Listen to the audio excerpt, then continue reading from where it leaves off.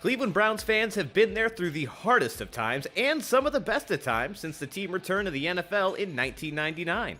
Who could forget when a soldier and a Wolverine lit the town on fire in 2007 with a 10-win season for the ages? From a Hail Mary touchdown pass by Tim Couch to secure the first victory of the new era, to a playoff victory led by Baker Mayfield over the hated Pittsburgh Steelers, this book captures it all.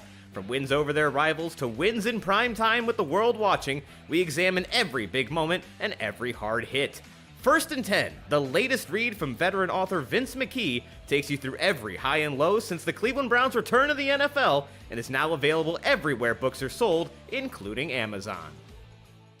Tonight's broadcast is brought to you by Advanced Diagnostics Auto Care and Maintenance. If you want dealership quality at a fraction of the cost, visit Advanced Diagnostics Auto Care and Maintenance at 23779 Lorraine Road in North Olmsted, and you won't be disappointed. You need a repair shop that you can trust. They know the repair process is all about customer service. How they treat their customers is just as important, if not more important, than the quality of the services they provide. They are always willing to discuss your repair needs before, during, and long after your visit. They treat you like family and won't stop until you're completely satisfied and road ready. B.A. Sweetie Candy Company. The world's most famous candy company is right here in our backyard. They are located at 6770 Brook Park Road in Cleveland, and it is a candy lover's paradise. They have every candy from your childhood, so make sure to visit them today. Climate Tech Inc. For 48 years, family-owned and operated Climate Tech has been the premier company for all HVAC services. For both residential and commercial, they have it covered. They offer free estimates on equipment replacement and 24-hour emergency service. Visit them at climatetech.com. Dave's Golden Shear Barbershop.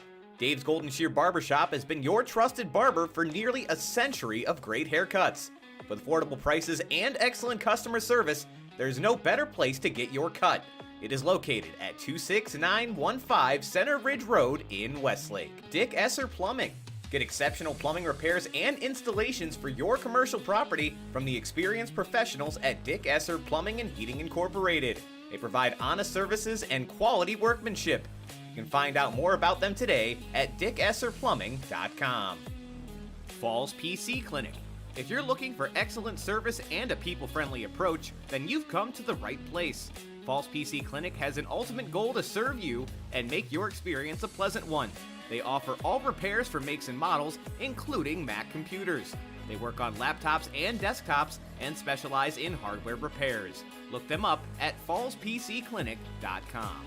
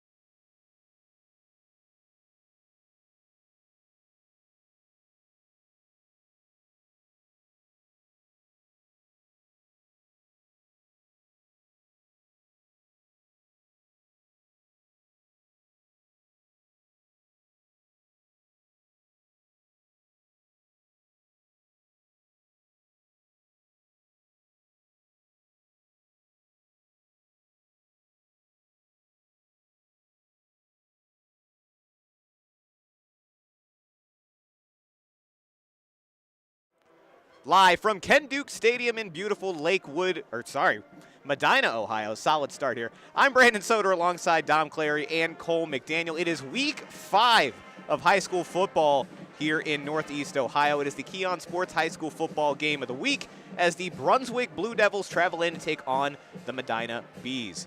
So, folks, won't take up too much more of your time. I'm going to go ahead and throw it over to Cole and Dom for a preview of today's game.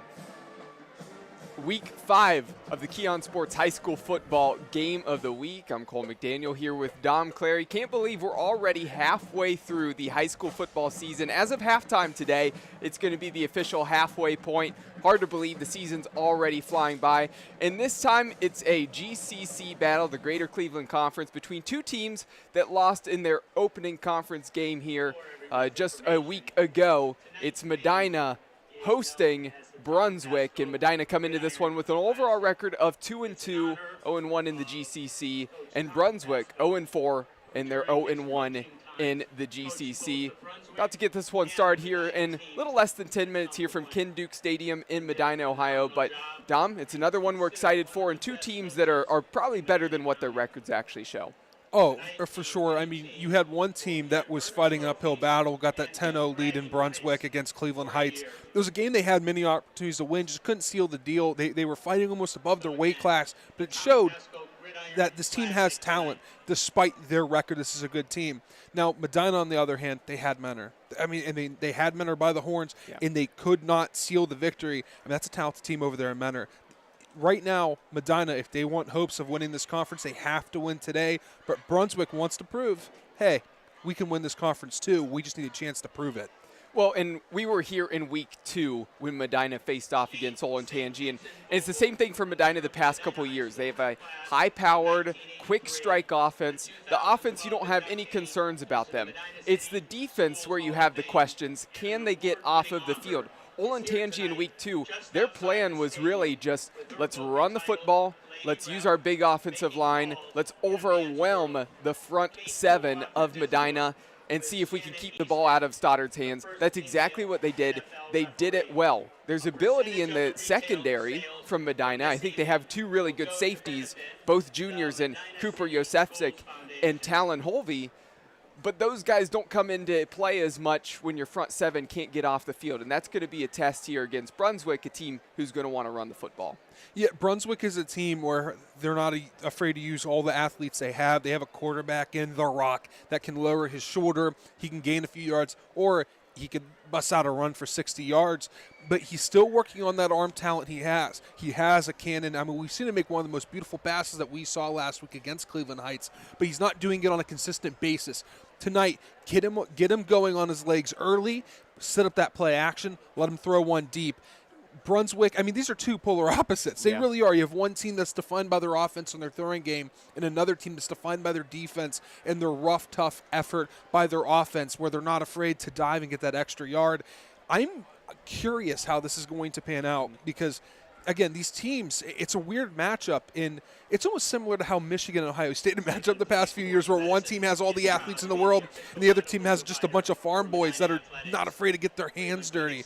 So I'm interested to see what happens, Cole. We're going to have an exciting one here tonight. Brunswick not known as a high-scoring team, but Medina has allowed 136 points so far through those opening 4 games. For Brunswick, talked about them being 0-4, but we touched on it last week because we got to cover their game at Brunswick against Cleveland Heights, so we've seen both of these teams once this season. Brunswick started off the season, Avon, Olmsted Falls, Highland, Cleveland Heights, and now they face Medina, one of the toughest slates of the first 5 weeks of the season. I mean, that is a grind through the first 5 weeks of just powers in not only Division I, but Division II as well. And I would say, probably safe to assume that from what we saw from Brunswick last week, this might be the best 0-4 team you're going to see in the state of Ohio. You know, we've watched a lot of football. You know, I've seen football in high school football in different states. I follow college and the pros. I've never seen a team with a losing record. What was this, week 5 in the season? Yes, yeah. Where they are so much better than what the record tells, where they're going to have some wins in their conference that aren't going to surprise us. So you look at the records, we didn't think this team's very good. But this team's not defined by the record, more defined by their effort and by their fan support. And they're really loud right now. Again, this is a team that give themselves a tough schedule, almost like Kent State does. Right. But they're better than that. They're here to prove it. They live for the conference schedule. That's what they're here for. That's why they have such a non-conference schedule. They think that will help them define what they do in the conference. So, yeah, I guess we're going to see tonight what they're all about. Yeah, and last week, like we talked about, we saw a lot of good things defensively. The Rock was running the ball well. I really like the set where you saw 2 tight ends on one side of the line, and then it was really a quarterback power where he'd follow those tight ends, and Rock Sandwich was able to pick up yardage. If Brunswick can keep the football and pick up first downs and really drain the clock, I think the clock's going to be their friend tonight. That's what they did against Cleveland Heights. Totally different teams where Cleveland Heights wanted to run the ball. Medina wants to pass it. But again, Brunswick, they were up against a talented Cleveland Heights team, 10-0 at half. Ended up being a 13-10 loss, but they had every bit of a chance to win that one. And we'll see if they can maybe make some noise here on the road from Medina. Any last thoughts here before we get close to kickoff here, Dom? Getting a little colder out. It's not as hot right now. We feel the wind really hitting us in this press box. There's no glass. You cannot see it, but boy, it's starting to get cold in here. Might have to put on a jacket. You hear the whistle going. You hear the band going. Cool. It's time for some fall football. I'm ready to go, and I'm glad with you guys that we get to experience this together. You guys get to experience it with us. We have a good one here tonight. Well, the Keon Sports High School Football Game of the Week for Week 5 coming up here in just a few moments. If you haven't hit the subscribe button already here on the YouTube channel, make sure you go ahead and do so. We're going to step aside, and we'll be right back here in just a moment.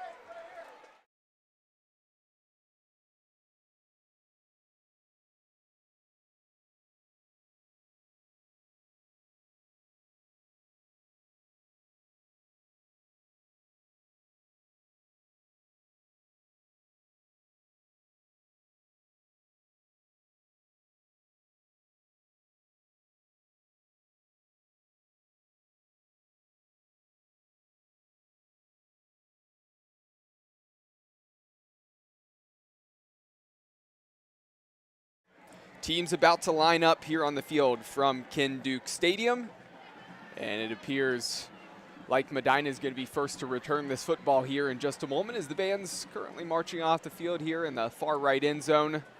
So it's going to be a couple returners coming back deep for Medina, and probably exactly what Medina wants, to get that football in Stoddard's hands first, see if they can get an early lead, see if they can put up some points quickly. They're going to be going from right to left on your screen. Of course, Cole McDaniel, Dom Clary, and Brandon Soder here, but also with Medina going to be on the field. Of course, can talk about the talent of Stoddard, Knowles, Wojak, all the other talented skill position players you have as well. I think Dom's thrilled to see one guy out there on the field early and often here, and that's on the defensive end. Linebacker number 8, Keegan O'Malley, the senior from Brunswick, and Dom loved watching that guy play football last week. Opening kickoff return. That one fielded close to the 25-yard line. Not much room up along the sideline. Brought down close to the 30, and that is where the offense of Medina starts the game. You know, cool. For the viewers here, you can see the beautiful uniform match. We have the all green with the yellow accents and the icy whites for Brunswick with the helmets to match. This is a great uniform battle. I'm a sucker for a good uniform matchup. This is definitely one of them. I think my subtle favorite thing about Medina's uniforms is on that helmet, the stripe down the middle is that honeycomb. Oh, it's beautiful. And you can't really it's see so it good. that well unless you're in person and up close. And it's really cool. It's unique for a school to have that. 1st and 10 from the 29-yard line. Empty set, as we're going to see really all night for Medina. 3 receivers to the near side for Stoddard, 2 to the far side. Here's a snap. Stoddard back to pass, looking left. Scrambling, a little bit of pressure coming his way. He's going to cut back and go the other direction. He has some room, gets a block, throws that one short. Receiver coming back to the football and caught and past the 50. A nice play on the opening play of the game on that Dylan Whitehill reception. That's just way too much time to let Stoddard work back there. I understand you're dropping a lot because you're expecting them to spread this offense out and pass a lot tonight, but you cannot give him that much room to work. 1st and 10 from the 44. Wojak in motion. Stoddard, quarterback draw up the middle, plenty of room to run, and that was some soft defense there, and that's back-to-back plays of Medina having plenty of space and plenty of time for Stoddard to work. You said the word space. This is what Medina likes to define their offense on. They like to work in space. Their offensive linemen, they're out in space in the sense they don't have any help. No tight ends usually, no running backs, no halfbacks, no fullbacks, no nothing to give them support. And then their wide receivers, nothing but space for them. Ball on the 34, fake pitch to Wojak there. Stoddard scrambling and gets tripped up from behind. A really nice play, and there is Keegan O'Malley. Oh, he's so good, isn't he? I mean, you put him on a QB spot, you let that young man work. Who did I compare him to last week? I think it was Zach Thomas. I think it was Zach Thomas. It's the cowboy collar. It gets me every time. That's what football is all about. But look at this. They have three guys rushing, only one down defensive lineman and one linebacker. It's a four-man box, Cole. Here's a screenplay thrown out to the near side. Number 15, Nathan Angus, gets a block. And a good gain there on that reception as his blockers were out in front of him. So after Brunswick gets a stop on a play and there was no gain on 2nd and 10, Medina has another big play. So 3 out of the first 4 plays have been big and picked up first downs for Medina. Yeah, so this defense, they're essentially just putting as many athletes to match up with the athletes of Medina. They're not worried about the run game. So they have 2 guys rushing. One of them's O'Malley, so he's more of an outside linebacker. Yeah, and they get him jumping there. I mean, they're anxious to get a pass rush going. So essentially every play, Medina will have 5 linemen to the 3 pass rushers for Brunswick. In high school, we ran this against a team, I think South Fayette in Pittsburgh, where they had a quarterback that was going D2. He was phenomenal, couldn't stop him. They countered it with a run game eventually, but this is meant so you have as many athletes and you stop the pass game. They're saying, hey, beat us with your legs. Here's Stoddard back to pass on the 1st and 5. Throw to Wojak over the middle. He has room to run. Drops his shoulder, trying to get into the end zone, and he's going to be spotted down just short at the 1-yard line. Good patience there from Stoddard to find Wojak coming open over the middle. And every time Wojak touches the football, he is a threat to make a play happen.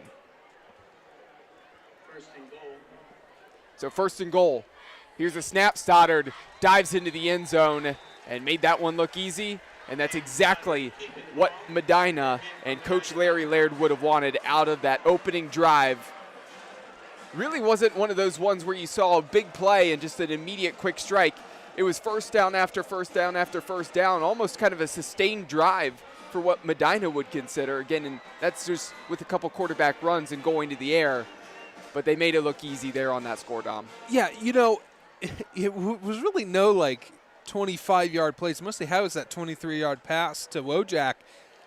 But they didn't have to. I mean, they were getting 10 yards at a time. Yeah, so this is going to take place for the field goal it's at. You can see they're moved back a little bit more. Touchdown still stands. You know, but they're letting their quarterback do his thing. They have a pocket for him. They're not worried about that at all, and they shouldn't be. And that's not to diss the pass rush for Brunswick. They don't have enough people to do anything. The only 3 people rushing. I think the offense is back up here. They're going here for 2. So let's see what they drop here. There's so many Brunswick secondary players out there. Yeah. Wow. I mean, it's really a 3-man box or 4-man box. I mean, I don't know how you're supposed to get a pass rush going with only 3 down linemen. So after the unsportsmanlike penalty, Medina going to go for it from way back. Stoddard scrambling, going to run for it, and there's no chance he's going to get there. Well done by Brunswick. Really, that was a coverage play as the defensive front was able to collapse on Stoddard because there was a ton of secondary back there. And so with not converting on that 2-point attempt, it's now 6-0 in favor of Medina. And actually something that Brandon and I talked about off air here before this game started is we talked about Strongsville last year really almost at times having 2 or 3 down linemen and dropping everybody else into coverage, and that's almost what Brunswick took there with their script. And here's the difference, though. Strongsville completely sold out on that, right? They were sending quite literally 2 people every time and dropping everyone else back.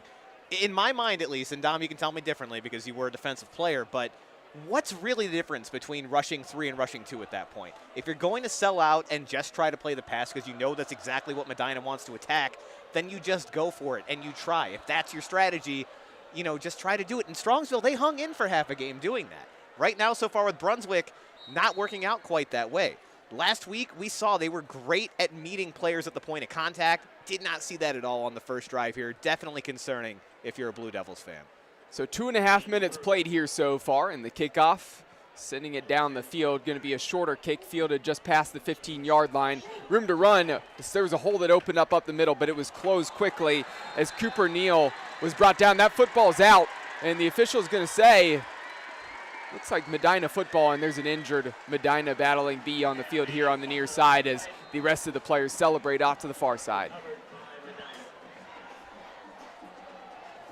Just can't have these mistakes. Just the mistakes that you don't want and players walking off. So There's a good sign there. I hope he's okay. I didn't see who that was. Cool. But you can't have that mistake. You can't fumble. If you're going down, you put 2 hands on that ball, you fall down. I mean, at that point, there's I hate fumbles. I absolutely they break my heart. They really do. Especially in a game like this where obviously Brunswick coming in as the underdog, you've got to be able to limit those mistakes if you want to have a chance in this one. And Medina, a team that has been susceptible to kind of playing down and making mistakes themselves. So if you're able to win that battle, give yourself a chance. But, not a great look early for Brunswick. Good to see number 25, Garrett Shook, the linebacker, get up, walk off under his own power. And now the Battling Bees offense back out on the field here. Stoddard on the first play, trying to take a shot, has Knowles over the middle, a beautiful throw and a beautiful catch. All it took is one play after the fumble, and it's a 2-score ball game. Medina with a very early advantage, and already a hole for Brunswick to try to climb out of. Let's talk about, sorry to interrupt you. No, you're good. Let's talk about a great catch. Win in the air, can do it with the best of them. Brought it down, did a Jesse James reach over the goal line, but this time it was complete and it wasn't a touchdown. Wow, what a beautiful play. It only takes one play for this offense, and not just like that, they can have a 13-0 lead. So 20 seconds after scoring a touchdown, Medina scores again. All it took was that fumble, ripping the ball away from number 2, Cooper Neal, who actually the junior wide receiver that played very well last week against Cleveland Heights. Costly mistake, especially when you're Brunswick, and we talked about it coming into this game. Thought they had every bit of a chance to make things interesting as long as they were mistake-free, and you felt like you can't have turnovers or else Medina's going to find a way to capitalize and pull away. And before you even got your offense out on the field, you make a mistake. And that ultimately, we got a long time to play, but that really could come back to bite you immediately. The air is sucked out of this away side, and I'll tell you what, that end zone, that colorful with end zone over there with the pink and the bright yellow, they are jumping up and down with excitement. This Medina student section, they are jumping for joy. And their former quarterback plays for Penn State. They did the We Are Medina. I don't know if that really rhymes, but little hats off to their former star quarterback. Now killing it in Penn State. So 13-0 now in favor of the hosts. And this one kicked away, and this one's going to be deep and bounce at the 1. And it's going to actually need to be picked up at the 1-yard line. That is trouble for Brunswick. They thought they could let that one go through the end zone, and it just died at the 1-yard line. Thankfully for Brunswick, Landon Case, number 6, was aware and picked that one up and was able to get out from close to the own end zone, but still not great field position now for Brunswick. And still, that's just some tough luck for Brunswick. You got to think in the returner's mind, they're thinking about that fumble. We're just going to play it safe, let it roll out of the back of the end zone. Takes a nice little stop for Medina there. But now Brunswick heading out onto the field. You're obviously down early. It's not ideal, but we've got a full football game left here. What you need here is a sustainable drive. Keep Stoddard and the Bees on the sidelines. Let that offense cool down a bit and pick some of the momentum back. So 1st and 10 from the 13-yard line. Ethan Roxandich, the junior quarterback, back to pass, needing to scramble, and he's pulled down for a sack on the very first offensive play. Getting into the backfield there was number 13, Cooper Estes, the junior defensive lineman. Now that play call makes me nervous. We're having Roxandich throw it right away. The first time he steps onto the field, down 13-0. It feels like Brunswick's already getting away from their game plan here, maybe panicking a little bit. Still way too much time on the left of the clock, though, to be doing that. There's a reason for that, Brandon. This team is not designed to be down 14-0 at all. They're designed to have a lead or in a close game and run the clock out. Here's Roxandich with the run, and not a ton of room there. And here's the thing. We know that Medina knows what's coming, right? They've seen film. They know that Brunswick wants to run that football. So you're probably going to have to see Brunswick go to the air a little bit more than last week. But that being said, I mean, we've seen Medina really get dominated up front against teams that have run the football. But you're starting to, I think, see some of the linebackers, some of the safeties collapse down closer to the box. Maybe you can take advantage of that sometime later. 3 receivers to the near side. Roxandich going to throw this one short. It's caught. Going to have to get a lot of yardage there after the reception and not much room to run for Hayden Swarm. You know, I don't mind that screenplay there. That's the first time I think you guys heard me say that. But when you have a screenplay like that where the wide receiver is almost running back to the ball and you have a lineman running downfield as soon as that ball is caught, you have an opportunity to find the seam and really you're working from the outside to the inside. I love screens like that, especially when you can get your big men involved in downfield and matching up with smaller players. Look at this. They're going to go for a pump block. There's a lot of guys there on the line. A lot of those bodies in the middle, and that snap high, doing a good job to get up to that one and snag it and still send it away. A wobbler, and it was low, but it's really bouncing and rolling for a good 15-plus yards in favor of Brunswick. And now the offense of Medina going to be coming back onto the field after the Cohen-Issa punt. Now, again, Medina had a rough go of it the last time we were out here. They played Olentangy. Olentangy, all the credit to them, game planned beautifully to keep the Bees off the field and to just run the ball down their throat and really take control of that game early. Now, though, really feels like we have an opportunity to see a classic Medina Bees offense kind of a game. This could be a lot of fun here for Stoddard and the crew. Trips left. Stoddard, empty set once again.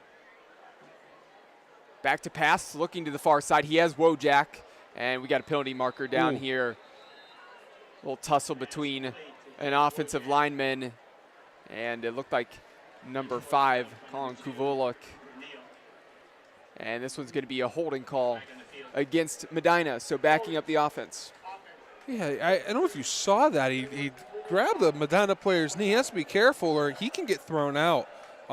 Somehow the ref did not see that, though. I'm pretty sure there was a holding called on the guy that was blocking him. He needs to be careful. I've done stuff like that before down in big games. I was down 52-0 once, and I stepped on a player and almost got thrown out. So stuff like that happens. You can't let your emotions get the best of you. 2nd and 20 now. Stoddard back to pass. Thought about launching that one, decide to pull it back. I see another penalty markers down at the 20-yard line and feel like this is going to go against Medina once again. And the offense probably just keeps moving back right now. So I like the strategy of you have your 2 edge rushers trying to bend the edge. They're trying to make Stoddard move out, which really, he's really good with his feet. So maybe you don't want to do that. But what they're doing is they have overhangs, people on QB spies that are waiting for him to do that, and then they pursue. Or they have their nose tackle that is looking, hey, where's he going to redirect? He then redirects with them. The problem is he's getting triple teamed down there because he's the only defensive tackle on the field. Well, back-to-back holding calls now sets up 1st and 30 from the 18-yard line. Hey, in this Medina team, they can get a 1st and 30 in one play just like that. Brunswick has to be careful here. Back to pass again. A lot of pressure in the face of Stoddard. What an excellent one-handed catch by Wojak on the screen there. Climbed the ladder and hauled that one in with one hand and still got some yards after the reception. Again, great reception by Wojak, as you mentioned, but let's talk about that rush from Brunswick. You know, Stoddard was a little bit thrown off there. Maybe, you know, the design screen kind of let everybody through, but this might be something to keep an eye on. If Brunswick every once in a while just sends a couple extra guys at him, you know, Medina really seemed to be off their game on that play. But again, excellent grab by Wojak to keep this going. So gain of 9 now makes it 2nd and 21 from the 27-yard line. Receiver in motion. There's some pressure in the face of Stoddard again. This time a screen to Knowles, and that's going nowhere. And that one, really the same screen we saw a play ago. Instead, this one going to Knowles instead of Wojak. Have to say, though, a couple moments ago we heard Dom talk about, I didn't mind that screen when Brunswick ran it. I think we found that the screens that Dom likes are the ones where they get the offensive lineman involved. When they don't get the offensive lineman involved, he hates them. It's spoken like a true lineman. I don't like slip screens. I don't mind swing screens. We have wide receivers blocking. But when you have more people blocking, the better. I hate the screens where it's a bubble screen. There's only one guy blocking, and you're hoping that there's a mismatch on the outside. Back to pass. Stoddard on the run. And tripped up past the 30-yard line, and that's going to set up a 4th down. I do want to remind everybody that the pregame show, as well as all kicks, sacks, and turnovers in this game, have been brought to you by Hinckley Roofing. Make sure you check them out at hinkleyroofing.com. Also want to remind you, of course not in the red zone right now, but any trip to the red zone tonight is brought to you by Kelly McLean Achievement Center. Visit kelly-mac.com to learn more. And right now, 4th and 16 from the 32. The offense of Medina staying on the field. Certainly, if any team, they're an aggressive team. If anybody would go for it, it would be them. But this time, Stoddard, he's just going to punt this one away. And whoa, what a good punt. You got to be kidding For me. a quarterback. Launched that thing down the field. It landed right about the 12-yard line and ended up rolling into the end zone for a touchback. But I don't think there's most quarterbacks out there that you're going to see punt the ball like that out of shotgun. My goodness gracious. Cole, he could play soccer if he wants, a little rec soccer. You can add him to the team. he could probably hit one from 18 upper 90. So young man just doesn't have an arm. He got a leg on him too. That's a dangerous weapon, too. You got a quarterback that can punt like that with an offense that can legitimately convert on 4th and 16. You have quite literally no idea what's coming at you there. Forget about ever putting your special teams out there on 4th down unless you're trying to kick a field goal if you have a leg like that from Stoddard. I don't know. Are you allowed to drop kick in high school? I mean, just put Stoddard out for that, too, already. Little rugby action. 1st and 10 from the 20-yard line. Just under 5 minutes left to go here in the opening quarter. Roxandich to throw. Finds Swarm, and he is brought down near the 30-yard line, up close to the stick, so it's going to set up a 2nd and short. No, credit to Rock Sandage. He's only gotten the pass off a couple times here so far, but he's actually looked sharp right out of the gate. Something that we haven't necessarily seen from him. He's usually had to, get a couple series under his belt before he really starts to get warm. But in a game where he's going to have to throw the rock a little bit in order for them to stay in it, nice to see him on target here early. 2 passes, 2 completions, 1 for 6 yards, 1 for 9, the one we just saw. Trying to set up the run game with the pass. Love to see it. So still down 13-0. Here's the jet sweep, and going to be a positive carry, gain of a few yards, enough to move the sticks, and that's the first down of the night for Cooper Neal and the Brunswick offense. And Neal's the guy we saw get a lot of carries there on those jet sweeps last week against Cleveland Heights, and he hasn't touched the football since the fumble. Good to see the ball back in his hands because he's a playmaker. He's an asset, Cole. He's the type of guy you can either hit him on the slot there real quick on the slant, or he can go deep and get up there with the best of them. I mean, or you could give him the ball in the run game on a sweep or on the option. It's a player we love to see used more.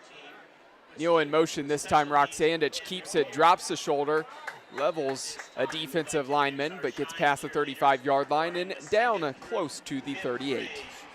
He's a defensive lineman's worst nightmare. You sit off the block, you're looking, where's the ball? And then you realize that there's a helmet dead in the middle of your chest and you're falling backwards. The worst feeling in the world.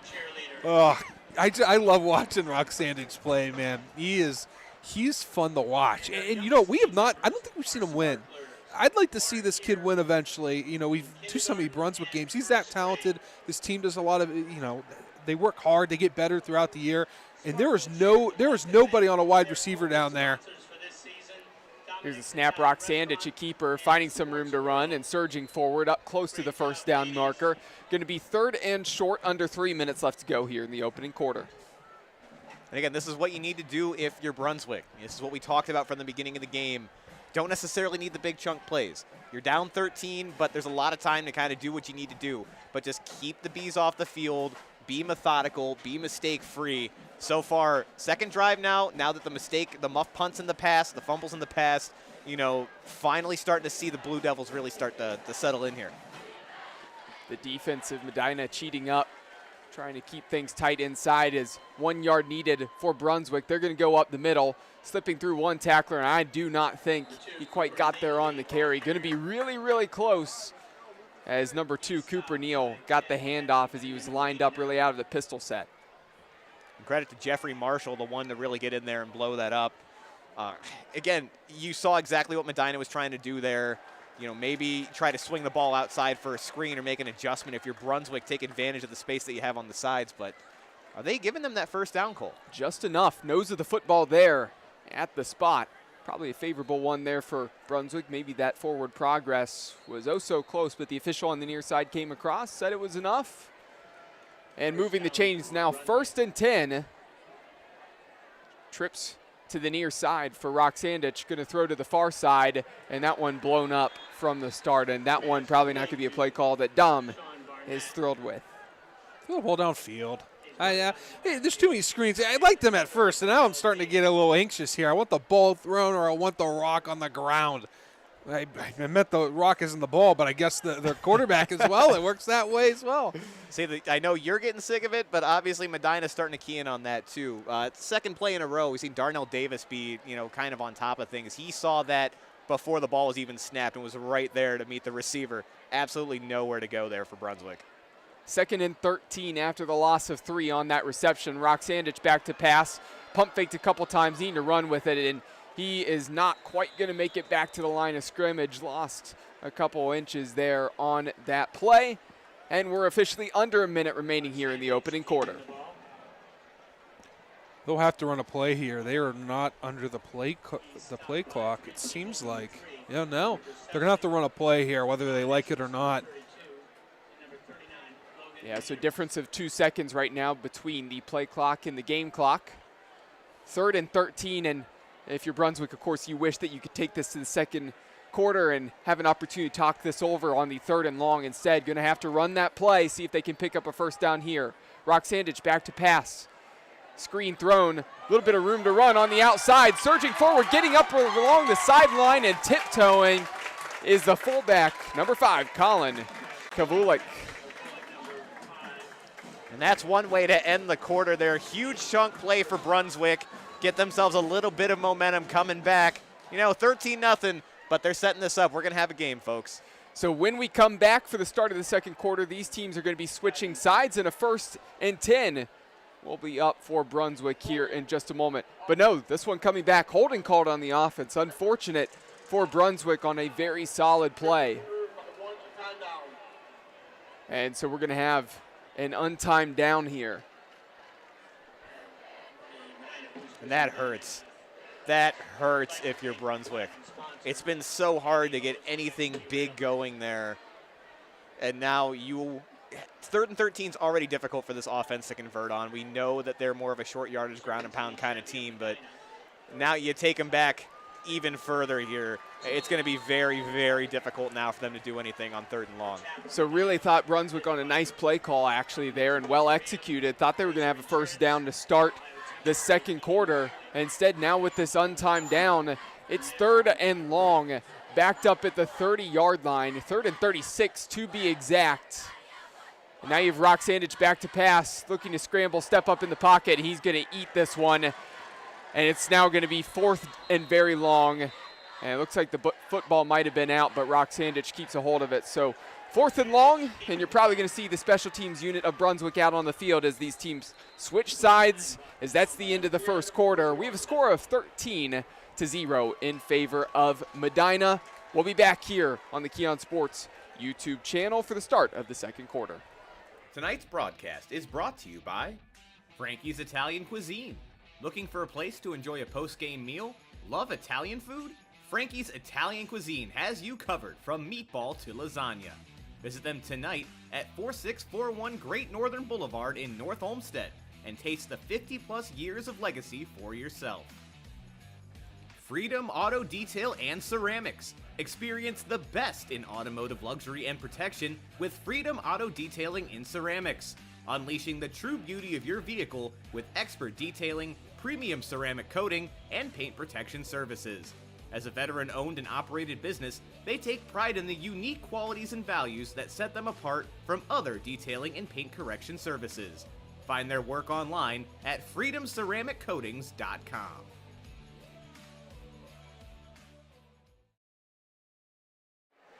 Back for the start of the second quarter. This one punted away. This one high up in the air, fielded at the 37-yard line. And Medina about to come back out on the field with the offense. They were stopped last time after a couple setbacks on some penalties. First time that Brunswick, their defense, was able to get off of the field. Still the lead for Medina, 13-0 to this point. Now again, Medina, something we've seen, multiple times even really throughout the years. That last drive, they really pinned themselves back, had 1st and 30. Because of a couple, key penalties. So you're up 13. Let's not lose the discipline. Let's still play a clean game here. Do not shoot yourself in the foot. Don't give Brunswick any chance to climb back into this. It's the first time they were able to get a defensive stop, the Blue Devils. See if they can do it here again. Reminder, all kicks, sacks, and turnovers in this game have been brought to you by Hinckley Roofing. Check them out online at hinkleyroofing.com. Stoddard trying to scramble, and I think that's a grab of the face mask there. And this one was completed. Not a huge gain there. I think it's going to be the penalty that Medina will probably accept that and take the additional yardage there. That was pretty obvious as Stoddard was trying to scramble. Defender just got his fingers up there in the face mask of Stoddard, and it was pretty easy for the guy on the near side to call that one.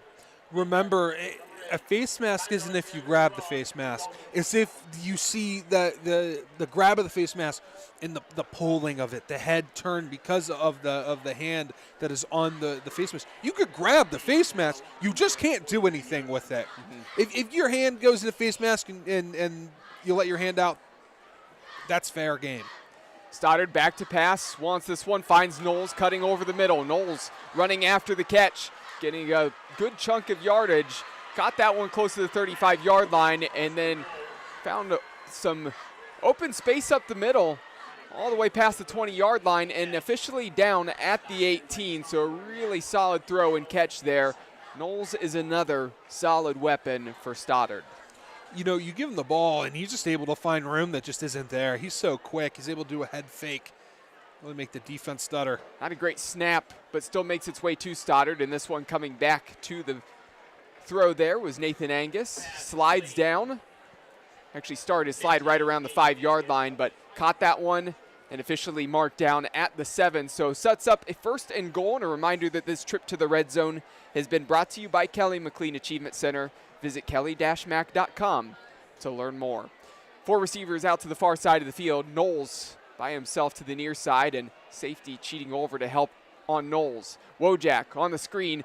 Ball's out. That's a fumble.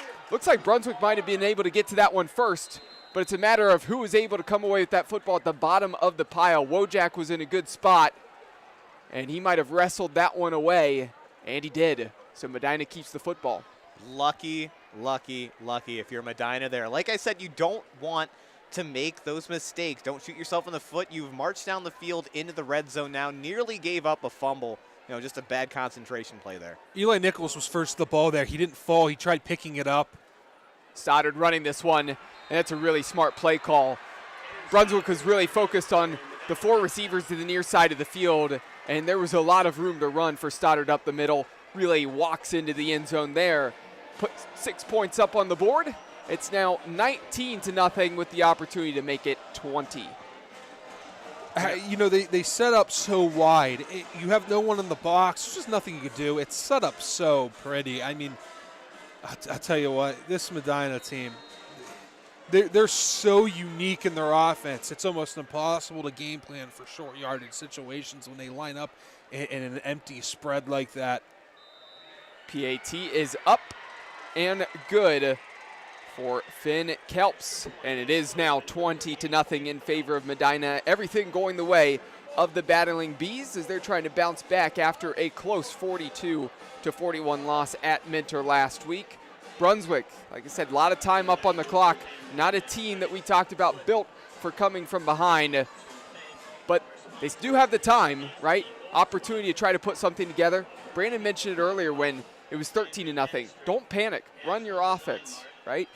I think you do need to take some shots with Roxandich, but I still think you need to find a way to establish that ground game, see if the big hefties up front can clear out some space, because if you can't run the football, how are you going to be able to get that defense to cheat up and let your, short but shifty receivers go to work deep? Absolutely. And again, down 20, not great. But you also don't want to panic, 1, to get off your own game plan in this game, but 2, going forward, you don't want this to be a wasted game, a game where you didn't get your offense reps because you tried to go out and do something drastic. Ball back deep to return at the 5-yard line. Trying to get out around the edge. Looked like there was a little bit of room for Landon Case, and he's brought down as he gets past the 25-yard line. And officially spotted, looks like the official to the far side's hovering right around at the 27-yard line. And here comes Roxandich and the Brunswick offense. And we really haven't seen much of Eli Nichols. Mentioned that he nearly made a big play as that one was ripped away from Wojak on the screen just a few moments ago down the red zone for Medina. Nichols was the first one to get to that ball. He dove after that ball, really trying to scoop it up, didn't fall directly on it. And probably because he just got his hands on it, Wojak was able to get his body in and use his strength to rip that one away. We saw Nichols get carries last week. We haven't so far. It's really just been Kavulik in the backfield. He is to the right of Roksandich. Here's the snap. Kavulik gets the carry. Trying to get out around the edge. Was set well by Medina, and as he tried to cut inside, some more green jerseys were there. Swallowed him up just past the 30-yard line. Now, you talk about Kavulik getting the majority of the touches.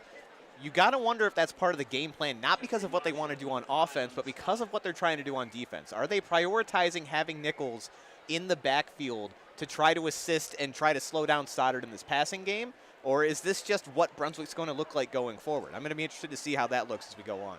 Kavulik's a guy who, opposite of Nichols at a defensive end spot, who's really played a lot of the defensive reps. So interesting to see if Nichols really gets any reps in the backfield. Here's a short throw out to the far side and quickly brought down after catching that ball is Ryder Kern. Penalty marker down at the 29-yard line. Officials meeting in the middle to talk this thing over. Dom, I have to say, both student sections, I think it was neon night for both student sections, right? And I don't feel like it's too often we see student sections have the same theme on the same night. Dude, the themes here are so weird. Every school has like the same type of themes where you have like the country theme, the USA theme.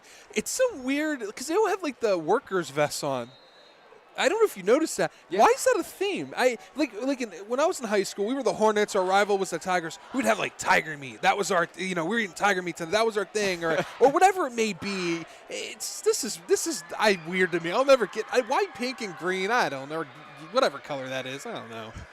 Roksandich, the run up the middle, makes a couple man miss, slips through a couple tackles there, and gets out past the first down marker. So into Battling Bees territory goes the Blue Devils, and really helped out by the penalty just a moment ago, but a nice run following that up, and now really the best start to a drive for the Blue Devils so far tonight. Yeah, they're getting him working on his legs. He's so good. They need to spread the defense a little bit. They're really compact. 1st and 10 from the 42. Short throw. Finds the receiver. Getting out along the sideline is John Crawford, the 4th. Moved the chains once again, so back-to-back. Really nice plays for Brunswick. And again, Roksandich is looking sharp.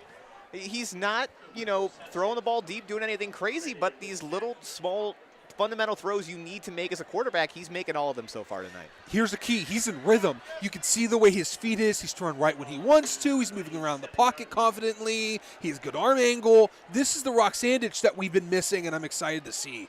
Here he is on the run. Had some blockers out in front of him and bounced that to the left. Looked like he was going to try to go to the right. There just a moment ago, saw some Battling Bees in front of him and bounced a couple steps to the left, and that's how he picked up 4 additional yards there as it looked like he was going to be bottled up. So 2nd and 6 now from the 23, under 8 minutes left to go here in the second quarter. Now we're seeing that set 2 tight ends to the near side, and that's when Roksandich has been running to that side instead, man in motion. Roksandich pressure in his face, slipped through. He attempted a sack there, has a man open in the back of the end zone. Beautiful throw and a touchdown for Brunswick. Hayden Swarm coming free. And good job by Swarm to make that move after the Medina Battling Bee defensive back had his head buried in the backfield. He was stuck on thinking Roksandich was going to throw. Swarm slipped behind him, and now 6 points on the board. Usually when he scatters like that, it leads right into a sack. His eyes go from looking up to down, looking to run. He didn't do that. He knew he had to evade. He knew the routes. He understood the offense, knew where he had to go with the ball. Hey, I have a good receiver, a talented receiver in the back of that end zone. I know exactly where he's going to be. When he's going to be there, I'll toss it up. He'll be wide open for me. I know he will. It's a beautiful play by the Rocks. There's a reason why we love watching this kid play. Right now, he's becoming a true passer. I mean, he does not have an incompletion, by the way. He has not thrown one incompletion. He's thrown 7 passes. He is as efficient as he's been his entire career from what we've seen so far. Now they need to stop. They get the ball at half. Maybe they can double it up a little bit. That's what this team's looking for. But the Rock The Rock is on fire, and he's the best that he's ever looked right now. They're still down by 13 points. If you get a stop, this is a game, ladies and gentlemen. This is a game. PAT up and good, and Medina leading 20-7, but some new life, some new energy here on the visitors' side of this stadium, and that's exactly what Brunswick needed, is a little bit of life. Now, just under 8 minutes left to go here in the quarter, a lot of time up there. Remember that Brunswick does get the football coming out of the locker room. Medina started with it in the first half. So if you can get a stop here, get your offense out there, see about trying to score, again, you could go for a little 2-for-1. That one, squib kick, field on the near side. It held up inside of the white lines, just barely. Wojak fields it, a lot of east and west running, trying to get out to the far side of the field, and he's brought down up along the 35-yard line. It was a good kick. It was a good idea, perfectly executed. You know, you worry that that's going to roll out of bounds, but he put it right on the sideline, forced Medina to pick that up.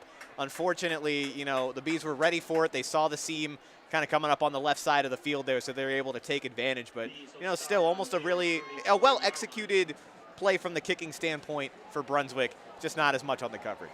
Well, special teams can be a massive difference maker. It's probably one of the whole reasons why Cleveland Heights won the game last week, is because of the recovery on that kickoff, as they just beat the Blue Devils. It felt like the Blue Devils fell asleep, and they beat them to the football, recovered it, and that was a huge deal. Stoddard, opening play of this drive, weaving through defenders, out past the first down marker, moved the chains as he's brought down at the 48-yard line. I know we've talked about it plenty, but the athleticism of Stoddard is just unbelievable.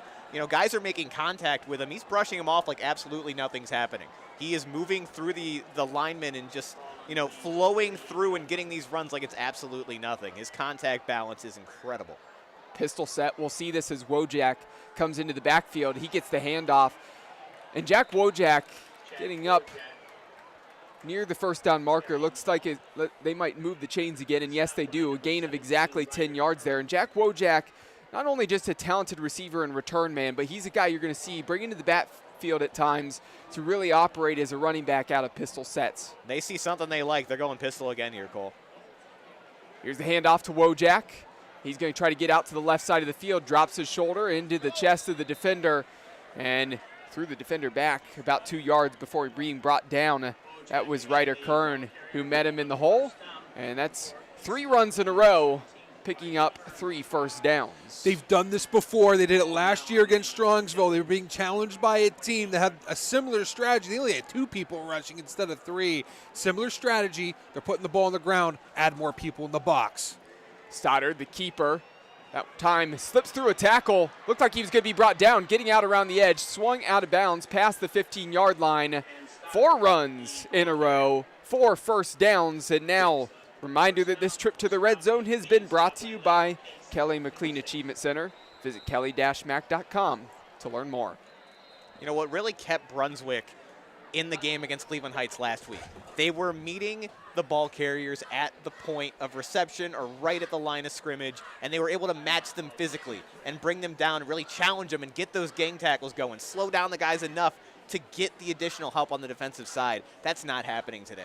Medina is showing that their athletes are just elite, and they are slipping by these guys, not even giving them a chance to get those swarm tackles. I have a score update.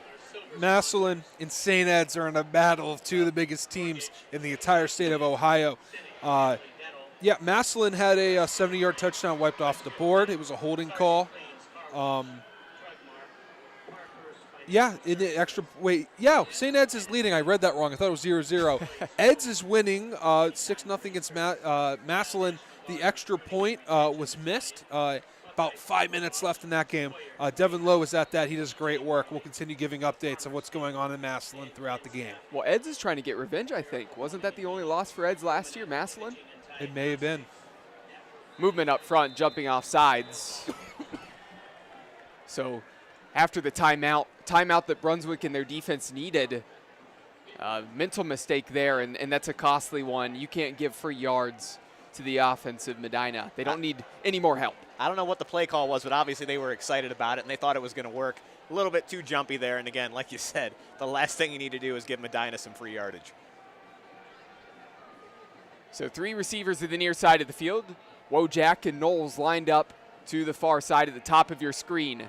Going to Wojak over the middle. That one thrown a little bit behind him. Wojak turns his body back to the football, and he catches that one. Nice pass by Stoddard. Maybe an even better grab by Wojak, and a touchdown. Puts another 6 points up on the board in the student section. Loving that for the Battling Bees. You know, it's neon night for the student section. I don't know if you guys got the memo, but I thought it was also neon night for Keon Sports, but, you know, you guys decided to go muted here, so I don't know. There's some miscommunication. I'll have my agent reach out. We'll figure it out. Well, you know, I have the Canton, Ohio Hall of Fame shirt on. I don't think I own any neon polos. If you want to get me one, you're more than welcome to get me a 2X neon green polo. But I've stopped wearing neon after 8th grade. So, well, that makes one of us, Dom. Congratulations on all your success, Dom. Oh, thank you. You know, after 2013, I thought it's time to move on from the neon. But these kids in Brandon did not get the memo. Dom's always making himself sound like an old man. He goes, that was so last century. You know, I'm not into the neon. That was 10 years ago, Cole. Living in the past, living in the 2010s. Oh, man. Last decade, at least. We'll give you that. PAT up and good as Medina tacks on to their lead.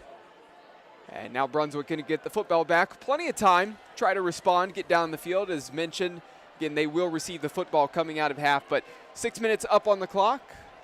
27-7 is the score. Also, want to remind everybody, going back in time, Dom did talk about the score update there for St. Ed's and Massillon. That is a huge game. It was last year. The only loss for St. Ed's was away at Massillon, Washington. They lost 31-28 on a game-winning field goal. So that is a game right now tonight that Eds is trying to get revenge. Now, they went on to win the state championship for Division I, but regardless, that's the only loss they had. This one's sent away to the 5-yard line, returned by number 6, Landon Case. No room to run once he gets past the 25-yard line and brought down again at the 28.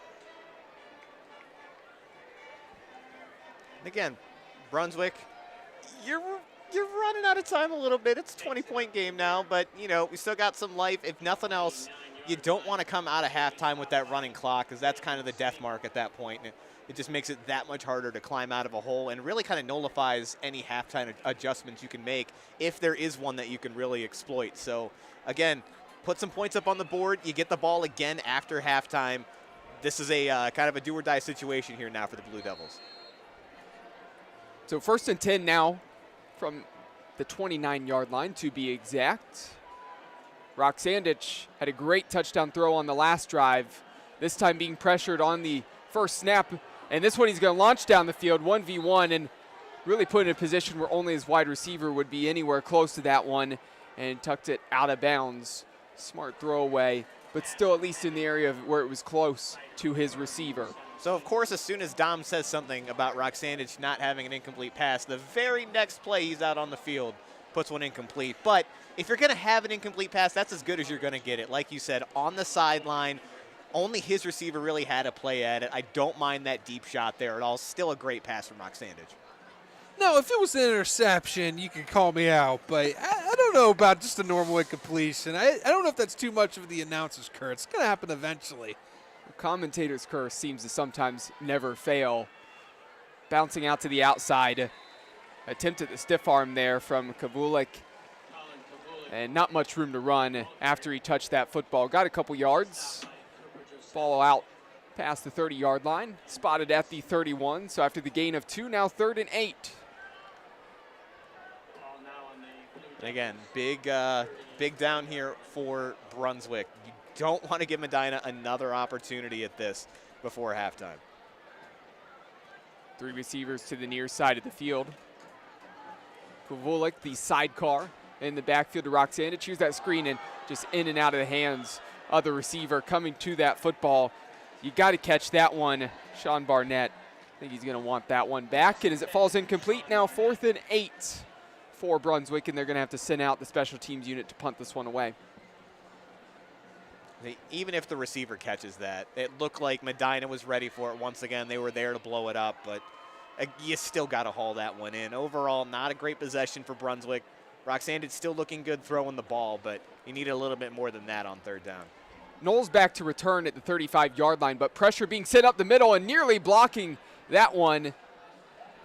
And it's fielded at the 35. Knowles, he swallowed up as soon as he touched that football, just running towards his sideline, and actually a loss of a yard there. Have to say, guys, it is a beautiful night. Clear skies, beautiful temperatures. We talked about it feeling a lot more like true football weather this evening. But I have to say, very slight, subtle breeze. And the way it's coming across the field, starting to get some wafts from the concession stands as well. So if anybody over there is listening to our broadcast, hey, we wouldn't be opposed to maybe some Chick-fil-A sandwiches or some Krispy Kreme donuts or anything sent our way here.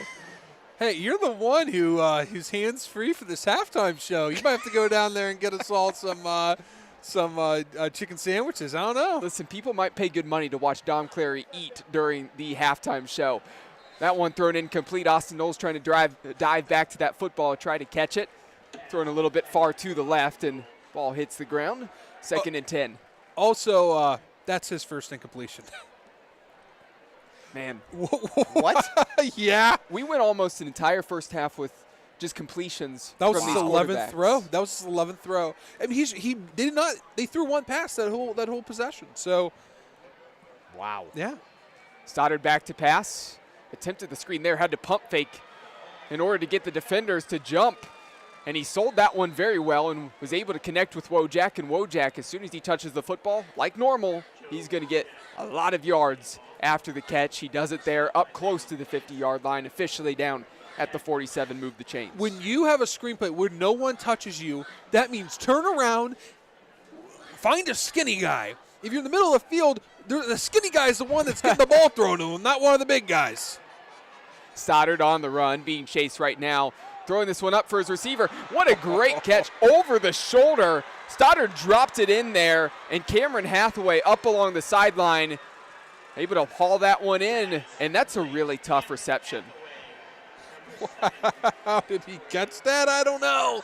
Don't ask me these questions because, wow, that's some magic right there, some wizardry there by Stoddard and one of his wide receivers. Just beautiful football. So Stoddard back to pass again, rolling to his right once again. Going to have to throw this one out of play. Closest receiver in the area was Hathaway. And have to say, the ball skills from these Medina receivers. Feels like we're always talking about Knowles and we're talking about Wojak. Obviously, Brennan Scram, a guy last year who's preferred walk-on at Ohio State. Of course, he's there at Ohio State in a loaded, incredible receiver room. You had to find a way to really replace his production. We talked about it in week 2. But there's a plethora of wide receivers. Hathaway, Walker, Angus. There's a lot of guys you could throw the ball to. And it feels like there's always receivers coming through this place. I have a scoring update, gentlemen. Massillon, they take the lead 7-6 against St. Ed's. 8-play drive. It was 69 yards down the field there for Massillon. DeJuan Owens is the one that did it there for Massillon. So we have a game in Canton, gentlemen. Sounds like it. Doesn't shock me. Yeah, no. I think that one's going to be close really the whole way. And as much as it feels like everybody's chasing and looking up to St. Ed's, Massillon just seems to give them a game and make things tough. So I wouldn't be surprised if that comes down to really a final possession. Speaking of Massillon, I saw this on Twitter today by a Pitt Panthers beat reporter that went to Mount. He pointed out that the Browns uniform looks like Massillon. Pardon me. It just like them. All they are missing is the dancing tiger, and as the logo, whatever the tiger's doing on the helmet, and it'd be Massillon. They would just be Massillon. Well, Stoddard back to pass. He wants this one, looking for Wojak in the back corner. In between two defensive backs and Wojak, high points the football, and he comes down. And we got a penalty marker here close to the 10-yard line. I think this is going to be after the touchdown, probably unsportsmanlike penalty call against Medina.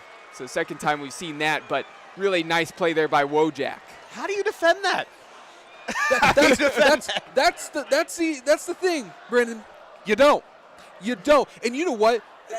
that's understandable why there's a dead ball foul there, because I did the same thing. I had a wide receiver that I played with in high school that went D1, and I remember every time that we would launch the ball downfield for a touchdown, I'd go up to one of the defensive tackles, slap them on the back and say, "You guys aren't good enough," and then run away. So I completely understand. I'd be talking my stuff too now.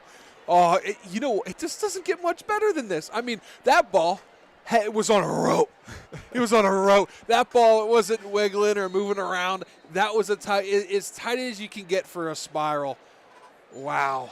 And that ball was thrown from what, about the 20-yard line? So it's 25. So it's only going to go down as a 25-yard pass. That ball had to have gone 45, 50 yards through the air. It that was carried opposite field. very high in the air. Going for the two-point conversion because of being backed up, and Stoddard trying to find Hathaway over the middle, and he comes down with it. Evades two tacklers into the end zone. Doesn't matter how far back Medina is for the two-point attempt. Seems like they've always got a chance, and they capitalize there. It just feels like they can't miss right now. Like, the end of that drive felt like a heat check for Medina. They've been able to really exploit some weaknesses in this Brunswick offense, or defense rather. It just doesn't really feel like they're going to have an answer from this point on. But, again, this is the fun, high-flying Medina Bees offense we're used to. Not something that we saw in week 2, but they are in full force out here at home tonight. I'm going to say it. This is the greatest show on turf. I mean, that's the type of offense they run. Right. It's that air raid, launch the ball down the field. It's not – I mean, it's complex if you're the defense. But they run patterns where they pick it part of the zone. You can't have too many people back there because you still have a great running game in Stoddard. They can put Wojak back there in a pistol. It's just nothing you can do. I mean, almost the only way that you can beat Medina is just by having more athletes than they do. And that's not easy. And we saw Olentangy do that. Olentangy struggled. They won that game because they were a little bit bigger and had just a tad bit more talent. Mm-hmm. But they weren't overwhelming despite the score. It takes a lot to beat this team, man. I want to touch on that here in just a moment as this one's kicked away, fielded at the 5-yard line. That once again is Case. He's got room up the near sideline, out past the 40, gets a blocker at the 45, and pushed out close to the 50-yard line. Best return of the night for Brunswick in good field position coming up. But have to touch on what you said in week 2. Really, that was a close ball game. It wasn't until the fourth quarter where Medina felt like they didn't have much time on the clock. They felt like every time that Olentangy got the football, they were going to drain so much time off that they were like, we have to make this a quick strike. We've maybe got a couple plays to get to the end zone or else we have no chance. Because of that, they were willing to take the chances, take the shots. It didn't pan out. It resulted in turnovers, and then Olentangy was able to keep putting points up on the board. So you saw the score being more of a wider spread than what the actual game felt like.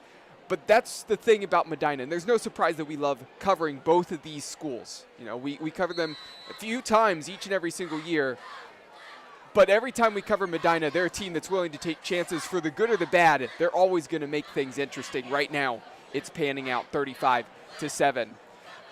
3 receivers on the far side of the field. Rock Sandich in the gun, back to pass, finds a receiver coming back to the football. Spinning out of a tackle there is Neal, and getting out around the edge, out past the 40-yard line.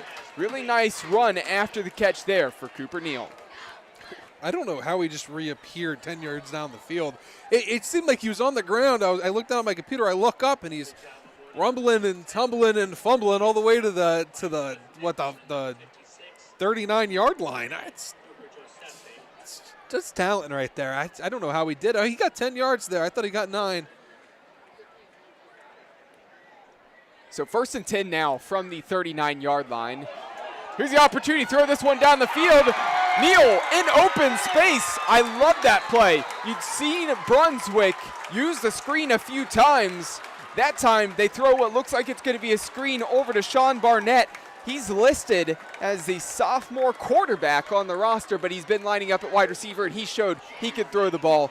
Neal was wide open behind the defense. Keep fighting. No give from the Blue Devils. Again, I talk about this every time, but it's in the name that they get it from. French soldiers that never backed down. They never gave up. They dug in the foxholes, and they kept on fighting. That's what this football team does. They do not give up. They keep on fighting. They don't care what the scoreboard is. They don't care what the time is. The Blue Devils, they're always ready to strike. They're always ready to give effort. They're not giving up in this game because they know if there's time on that clock, there's a chance that they can battle in this game.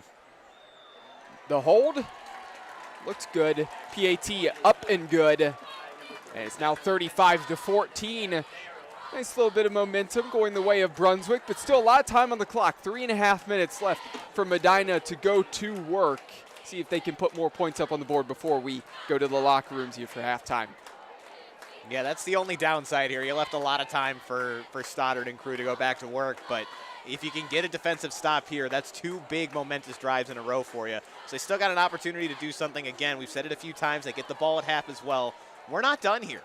And a lot of teams would kind of start to roll over at that point or just try to, stay within their means or panic and throw the ball more than they're used to. But they set that up beautifully. They've been going to that screen all night. Medina was ready for it. They were keying in on it. Nobody covering the receiver deep down the field. Exactly what Brunswick needed to kind of put a spark back into their game. I'm sure we all remember backyard baseball, but I'm not sure if you guys remember the game backyard football. Mm-hmm. Same concept, right? Well, there was one play, and it was like a little trick play that you could use, and it was a power-up that you could occasionally get throughout the game. And it was like a magic one. I don't remember the exact name of it, but the receiver, as soon as that ball was snapped, would disappear and then reappear like 20 yards down the field. It felt like that with Neal, where everybody just lost him.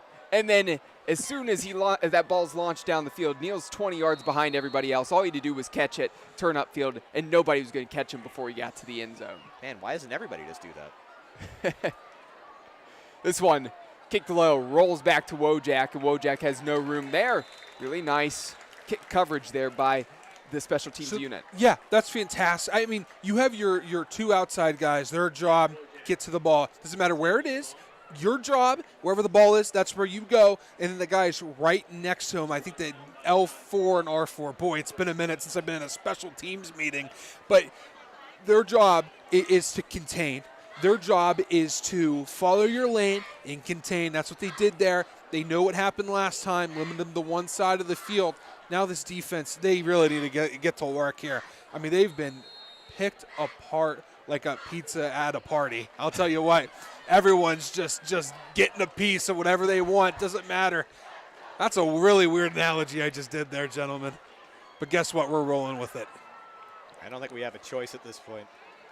We'll see if it sticks in future weeks. Medina maybe going to try to run the same play themselves, and they do. Wojak, no.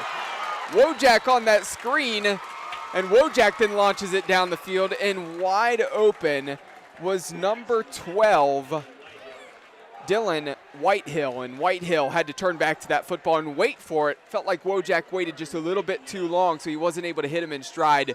Defender was coming straight at Whitehill, and I think maybe hearing the footsteps and seeing the defender coming at him, maybe thought about trying to catch that football turn and run upfield a little bit too soon.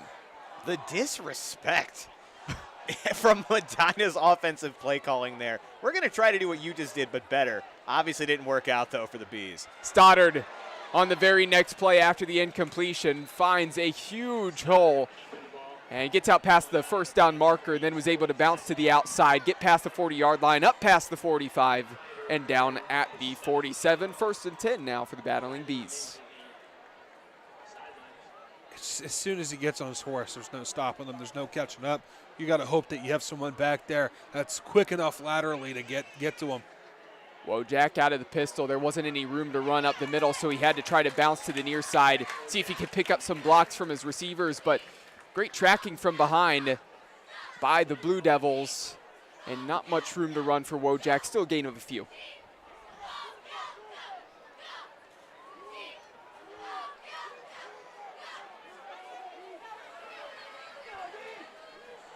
Clock continues to tick down. 2.5 minutes remaining. 2nd and 8 from the 49. Stoddard rolling to his left. Has Knowles checking back to the football instead. Going to try to keep it himself. Spins out of what looked to be a potential sack and slip out of bounds. Avoid the hit up along the sideline. Smart play there from Stoddard, and now it's going to set up 3rd and short. Stoddard is just so comfortable on his feet, and not only when he goes to take off and making people miss and being effective as a runner, but his ability to pop in and out of going to run the ball and then getting back into his stance, ready to throw the ball and keep his mechanics tight. It's incredible how quickly he can go back and forth between the two. Stoddard hands this one off to Wojak. He's going to have enough room to pick up the first down and some. Ball's going to be spotted at the 40-yard line. So move the chains, but I want to touch on that where there's very few high school quarterbacks you're going to see that are as casual in the face of pressure as Stoddard. He just doesn't seem to care at times. He knows he's quick. He knows he's shifty. He's like, yep, I'm a great athlete. I'll slip out of this, and I'm just going to tiptoe out of bounds here right in front of you. Just smart play, and you see the athleticism on display. Stoddard back to pass, rolling to his left. He's going to keep this one once again and step out of bounds, not take a hit there as he's being chased by Kavulik. I don't know what schools are looking at Stoddard, but if you so happen to be a college recruit or close to a program, you're listening to this right now, I don't care what division you are. Quite frankly, it doesn't matter to me. Put him on your short list. Put him on your board. This kid needs to play at the next level. And if he doesn't want to, that's fine too. But I'll tell you what, if he wants to, if he's willing to put in the work, I want to see him at the next level. He's that good. Here's the handoff to Wojak, and Wojak gets past the 30-yard line. Another nice gain. That's going to pick up the first down. And I want to touch on that. Again, I feel like Stoddard, he's gotten a lot of attention, right? There's a reason why he was first team All-Ohio last season. And he's certainly a guy everybody was talking about on the short list for, Mr. Football here this year because he's going to put up big stats and you knew he's going to perform well. But he's a guy who, he might not be the biggest, but he's really deceivingly athletic. And I'll touch on maybe a college comp in here just a moment. That one thrown over the middle and complete on the short catch there. A minute and a half remaining here in the second quarter. And perfect time to talk about that comp as we're going to have a timeout for Medina as they're going to talk this thing over offensively. But he's a guy, like I said, he's not the biggest, right? And maybe that really causes some schools to overlook him. But the athleticism's there. You might look at him and think, oh, he's not the biggest, fastest, strongest guy, right? But the way he's so shifty and can escape onward tacklers and things like that and run the ball. Not only does he have a great arm, but he also can do that. To me, reminds me of a guy who just won 2 national championships in Stetson Bennett. Overlooked, right? Overlooked, but actually deceivingly athletic. The guy could actually run, get out of the pocket, and he might have not had the strongest arm, but he actually did a pretty good job placing the football. And you get quarterbacks like that who just don't get the hype of some others, but they can win, and they can play football well. I don't like that comparison too much. It took Stetson Bennett to be 26 going against 18-year-olds for him to be able to be effective. I think we can figure out a better one, but I get what you're saying, though, with the sneaky athleticism. And Stoddard throws this one to the end zone. He's going to have Austin Knowles wide open. And right after we're talking about the ability of Stoddard, Knowles, like I said, just broke away from his defender, found some space in the end zone, and that's a quick strike touchdown right after that timeout, extending the lead for Medina. Still going to be over a minute, though, for Brunswick to work with, see if they can get really a 2-for-1 as they receive the football coming out of half. You ready for this? I'm ready. He has 4 touchdowns. Yeah. With his arm. That's not all his touchdowns. He has 2 touchdowns on the ground. This young man has 6 touchdowns in 1 half.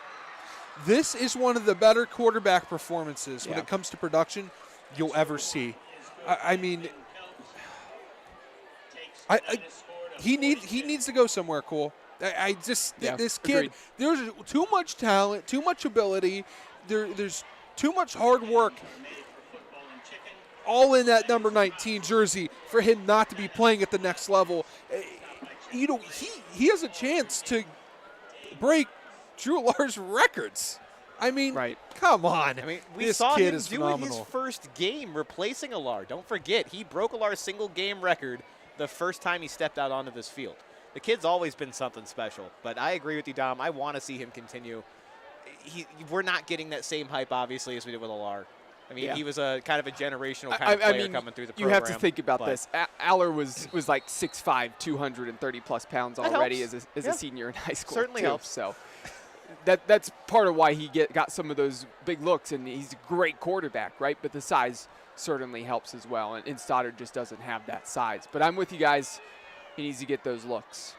Here's the return, trying to get out past a couple tacklers there and brought down close to the 30-yard line. A reminder that trip to the red zone just a few moments ago was brought to you by Kelly McLean Achievement Center. Visit kelly-mac.com to learn more. And after that touchdown in the made PAT, scores 42-14. A minute and 13 seconds to work with for Rock Sandich and the Blue Devils offense. And it's tough comparing it to the clinic that we're watching Stoddard put on tonight, but don't let that take away from what Rock Sandich has done tonight. He's not going to have any kind of gaudy, crazy numbers when it comes to yardage, but so far as a passer, at least from what we've seen, the games we've covered, his best night so far as a pocket passer for Brunswick. Well, we're going to have to add to what he's done as a pocket passer here on this drive if they want any chance of scoring points. Reception to Neal here on the near side. Neal turning upfield, getting past the 40-yard line and pushed out of bounds up close to the 45. Moved the chains and stepping out of bounds stops the clock at a minute and 6 seconds.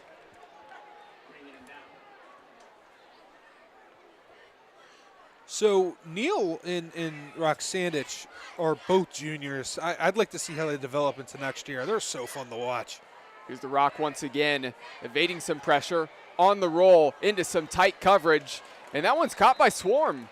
Hauled that one in, put his hand on the ground to keep himself up, and got about 2 yards after catching that one turning upfield.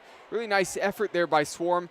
And if Rock Sandich doesn't put that one on the money, that's either an incompletion or an interception and potentially a pick six. And that's the frustrating thing. 0-4 teams don't have quarterbacks that can make throws like that. And they don't have Swarm and Neal as well to jump on that as well. And they're both juniors. All three of them are juniors. This team has a great future ahead of them. I'll tell you what, with those three. 2nd and 6. Neal with the football on the jet sweep. Getting out around the edge, that's going to be enough to get the first down. And pushed out of bounds. It looked like he had just crossed over the white line. Official that was close to it said no, he was just inside the green there. Fans here on the near side, of course, wanted the call, but really nice first down there for Neal, and good blocking by the guys out in front of him. Yeah, so Brunswick's starting to drive a little bit. Medina's going to take a timeout, but just to kind of wrap up our previous point, Brunswick, again, 0-4. Right now looking like they may move to 0-5, but we cannot stress how tough of a stretch they had to open the season. You can put any team outside of maybe St. Edwards in that same 5-game stretch. They are not coming out of that unscathed. So Brunswick, it's going to be very interesting to see how they finish up the year. They could very easily climb out of this and end at 500 if they continue to play the way they've been playing these last couple weeks. Who do they play next week? Because if they play Menor, I wouldn't be shocked. Because that's the way that this schedule's going. I wouldn't think it's Menor because so we noted it was a 5-game stretch. That was really tough for them. So I don't think it's Menor coming up. If I recall correctly, off of the top of my head, I believe Mentor was right around week 7. So get the 1 week hiatus. I do think they had like at least a 1 or 2 week hiatus before they played Menor. I'll have that up for you guys in just a moment as the offenses get back out onto the field. I mean, it's their schedule. How do I compare it? I mean, it's almost like Arkansas in the SEC. Yeah, they have talent, but you might play Alabama, Tennessee, Ole Miss, Mississippi State, and Florida all in a row.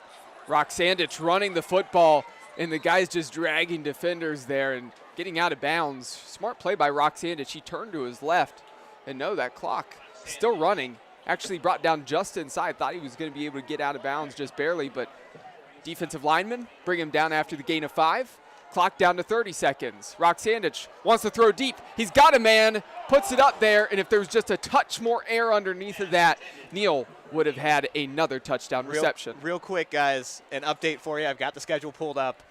Bad news, Brunswick fans. You've got Shaker Heights next week. Yeah. Shaker Heights is undefeated. Yes. Yep, they're having a great season. Of course, they are here in the GCC, newly added, just like Cleveland Heights. I mean, this team doesn't get a break, man. Ah, God. I mean, you got to make that non-conference schedule a little lighter. Yeah, it feels like you need a gimme at some point. But again, Shaker Heights, I feel like is kind of, they're exceeding expectations a lot like North Ridgeville is. So I'm not saying that Brunswick is going to be a favorite by any means, but that's definitely a game that they could put a win on. Rock Sandich back to pass on that screen in the direction of Nichols. That one going to fall incomplete. So going to be 19 seconds up on the clock, 4th and 5 upcoming. But, yeah, talk about the non-conference schedule. I mean, really the non-conference schedule for Brunswick is you scheduled to start the year 3 very strong Division II teams, right? You didn't just go down to a lower division and then try to pick up gimmies. It was tough test after tough test after tough test. Avon and Olmsted Falls, which are 2 of the best Division II teams in Northeast been Ohio. Great. Yeah. Highland has been great as well. Put up 88 last week against Copley. This throw over the head of Neal, and that one going to fall incomplete. So a turnover on downs. Medina going to bring the offense back out, leading 42-14 with 15 seconds remaining. Have to say the other non-conference game, I believe they play a non-conference game against Solon late in the season as well. Solon, a team that just left the GCC. And again, they're a team that might be middle of the road. We're around 500 last year, but still a team that was a familiar foe from years past. I mean, you still have to play them as well later. Yeah, let's go ahead and I'll just give you guys the full schedule now for Brunswick to end the year. They have Shaker Heights at home next week, followed by Euclid, Mentor, Solon, as you mentioned, at home, and then they wrap things up with the Strongsville Mustangs on October 20th. Brutal, brutal schedule. So 1st and 10, Stoddard back to pass. From the 34, he's rolling to his left, trying to send his receivers down the field. As they run downfield, it opens up a little bit more room for him to run and pick up a positive gain of 12 yards. Steps out of bounds with 6 seconds left, and here's still a chance for them to maybe have a heave down the field. And Stoddard has a pretty good arm, so bet he could launch that thing pretty close to the 10 or the 5 down there. We'll see if they want to unload here. See, a lot of teams would just consider kneeling it at this part of the field, 6 seconds left. Medina might be one of the very, very, very few teams that can treat this almost as a field goal situation and just heave one up. Watch for Knowles, watch for Wojak. They're on the same side of the field. Stoddard needs to get some blocks. And this one, he's going to be able to find Wojak, but up at the 35-yard line. Tackled, and we've got 0-0 on the clock. And that's going to do it for this first half here in this matchup from Ken Duke Stadium. And Medina, the Battling Bees, leading the Brunswick Blue Devils 42-14. Make sure you don't go anywhere. Stay here on the Keon Sports YouTube channel as we have the Hinckley Roofing halftime show coming up, as Dom Clary is going to give you all the score updates from around the area. We'll be back shortly for the halftime show. This November, vote Joe DeMio for Berea Clerk of Courts. Strongsville City Councilman Joe DeMio has over 25 years of experience serving the people of Northeast Ohio. He will put his over 25 years of court experience and over 2 decades of city council experience to work for you. DeMio is a name to be trusted. His judicial experience at the county level has him serving 4 judges and trusted by thousands. When you vote for DeMio, it truly is experience working for you. You can find out more at joedemio.com. This ad was paid for by the Friends of Joe DeMio for Berea Clerk of Courts. Tonight's broadcast is brought to you by Great Lakes Training. Great Lakes Basketball caters to athletes of all ages and experience levels with a wide variety of training techniques. Book your first session today at www.greatlakesbasketball.com or email Coach J at coachj@greatlakesbasketball.com. Got You Covered Medina. Got You Covered of Medina offers affordable and high-quality blinds and shades that can completely transform the interior of your property. With affordable pricing and experts in the field of home redecorating to guide you, check them out online at www.gotchacovered.com/Medina or call them at 330-446-3647. Suburban Cement. Since 1978, Suburban Cement has been your trusted choice for all your cement needs. From driveways and walks to patios, steps, and garage floors, they have you covered. Quality products, quality workmanship, and quality people. Find out more about this family-owned and operated company rated by the BBB at suburbancement.net or give them a call at 440-235-0077. The Gutter Boys. At the Gutter Boys, they believe there's a better way to do gutters. The gutter industry is one that is easily entered, but true professionalism is what separates them from the rest. Reach out to them today at 440-271-8847.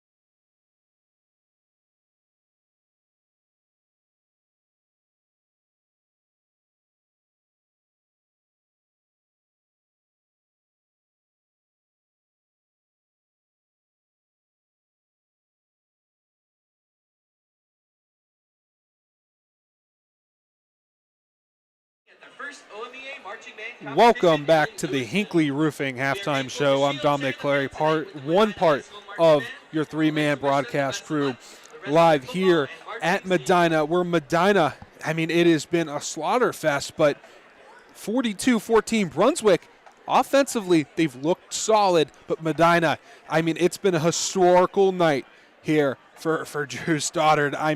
The numbers, and this is just for passing, he is 16 for 18, 271 yards and 4 touchdowns. But wait, there's more. 12 rushes for 98 yards and 2 touchdowns, 6 in total. He is having one of the best nights that we've ever seen. Ethan Roxandich, The Rock, is having a good night as well.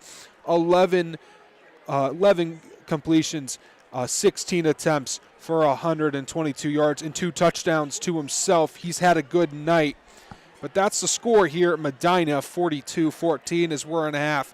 But there are more scores around Northeast Ohio to report. Massillon and St. Ed's, 2 powerhouses, 1D1, 1D2, 2 of the most historical programs in all of Northeast Ohio and arguably of the country. Right now it's been Massillon. They are beating St. Ed's 7-6 due to a failed extra point. Massillon was able to take advantage before half with about 5 minutes remaining. We'll keep updating you there. Devin Lowe here for us at Keon Sports is representing us. Make sure to follow him on Twitter. He has live updates, and he will have an article right after the game. Berea Mid-Park, they're putting up a good offensive and defensive performance as they are beating Amherst Steel 20-0. That is a SWC conference matchup. Berea Mid-Park, they're trying to move from middle of the table where they've been the past few years to the top, and now it starts with beating Amherst, who they've struggled the past few years. Menor and Cleveland Heights, 2 new conference opponents. Menor has been there for a while, but Cleveland Heights, they're 1-0 in their conference, and they're looking to continue their winning streak in conference. They're up 6-3 over Menor. Both teams coming over big wins against the 2 teams that we're watching here tonight. Avon Lake, they are beating Midview 20-0, similar to the score that we saw with Berea Mid-Park and Amherst. Avon Lake trying to get their offense going. Their defense has been strong for them the past few years. This year, they're trying to see if that offense can get stuff going there for them. Midview, no offense yet for them. Avon and North Ridgeville, one team we knew where they were going to be, but North Ridgeville, they've been the surprise of the SWC. They are undefeated in a ranked team in the state in Division II. The score is 14-7 in favor of Avon. It's been a tough battle. We'll see if North Ridgeville can come back and challenge Avon, which no one's been able to do for a few years now. Umstead Falls, a team that was challenging Avon, and they look to continue to do so. They lost to North Ridgeville just a week ago. They are beating Elyria 14-0. They want to put up more points on the board, but the defense has represented them well. In the last game that we'll talk about here on the Hinckley Roofing Halftime Show, Akron-Hoban, they are beating St. Ignatius. The 2 teams, they've represented Northeast Ohio well for the past so many years, but St. Ignatius has been a tough year for them so far. Akron-Hoban looking to get back in the state championship game and continue doing what they do, and that's racking up state titles. They are winning 21-0 over the powerhouse of St. Ignatius. 2 powerhouses battling it out. We'll keep updating you on some of these scores throughout the night. That's it from me from the Hinckley Roofing Halftime Show, and we'll see you in about 8 minutes. Tonight's broadcast is brought to you by Helene Kia. Looking for a new or used car? Check out our guy Jim McConville at Helene Kia in North Olmsted on Lorraine Road. Jim is a member of the auto community for the last 20 years and will treat you right no matter your car buying need. He's an expert at new and used car deals, including trade-ins and financing. Hinckley Roofing. They are your first choice in commercial or residential roofing. This family-run company has been around for 50 years and is your first choice in trusted roofing needs. You can find them online today at hinkleyroofing.com or call them at 330-273-2979, as they use only the best products on the market to get the job done right every single time. JBL Roofing and Construction. JBL is a licensed, bonded, and insured contractor with the experience to complete any job needed for your home or property. Let their team of professionals help you with vinyl siding, windows, roofing, and gutters. Get the job done right the first time and stress-free with JBL. Call them today at 330-677-9463 or visit them on the web at jblrc.com. Jenny's Popcorn. You can find their flavors anywhere popcorn is sold, including Giant Eagle and Mark's. Visit them online at jennyspopcorn.com or in person at 38727 Taylor Parkway in North Ridgeville, Ohio. They have everything from butter, cheese, caramel, and everything in between at this popcorn paradise. Kelly McLean Achievement Center, the premier resource for high school athletes who wish to continue to play in college. They provide a one-on-one consultative approach to help students determine their needs and goals. Visit them online at kellymac.com. Laura Bosworth. Buying and selling a home can be stressful. You need a kind, caring realtor who puts her clients first. Consult with full-time area expert Laura Sirigliano Bosworth with Century 21 Homestar and the 21 Mike team. Call or text 440-552-1904 or email Laura at laura@21mike.com. Makeaway Dumpster. At Makeaway, customers get discounts on days and prices. They offer 24-hour delivery in most cases, along with 10, 15, 20, and 25 cubic yard containers. With Makeaway, there are no hidden charges for drop-off, pickup, or wait. Find them at makeawaydumpsterrental.com. Mangia Bella Italian Goods. If you love Italian food like we do, then you need to swing over to Mangia Bella Italian Goods at 22560 Lorraine Road in Fairview. This family-run business knows that a happy belly is a full belly. From vintage homemade pasta to meatball subs the size of your head, you will be in a food lover's paradise. You've tried the rest, now have the best. MDG Flooring. If you're in need of quality flooring for your home or office, look no further than MDG Flooring America in Medina. There is nothing that Steve and his talented staff cannot handle. Call them today at 330-725-5252 or stop in and visit them in person at 3812 Pearl Road in Medina. My 22 Veterans. September is Suicide Prevention Month. Veterans tend to be at a higher risk for suicide, and unfortunately, medications and doctor visits aren't always the answer. My 22 Veterans helps connect veterans to alternate therapies, such as art, equestrian, and aviation programs. If you're a veteran looking for different options, or if you'd like to support their work by making a donation, visit my22veterans.org today. My Medicare Network. My Medicare Network is a local insurance agency that specializes in helping seniors compare and enroll into a Medicare insurance plan. They represent all major carriers, which will save you time and frustration. And when working with My Medicare Network, you'll be confident you selected the best plan for your needs. Nancy's Main Street Diner. They only prepare your meals with the freshest ingredients. The dishes are made to order as they never use heat lamps, and they take no shortcuts whatsoever. They're located at 426 Main Street in Grafton, Ohio. Nancy's Main Street Diner is your choice for all 3 daily meals. Pope Fitness. It's a gym for everyone.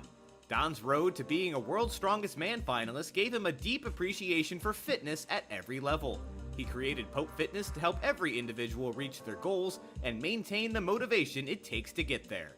Visit them today at 33789 Center Ridge Road in North Ridgeville. Pristine Clean, Ohio. Pristine Clean has one goal: to be the best power washing company in Northeast Ohio.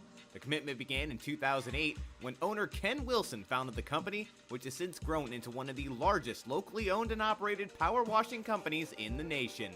Give them a call at 440-209-3780.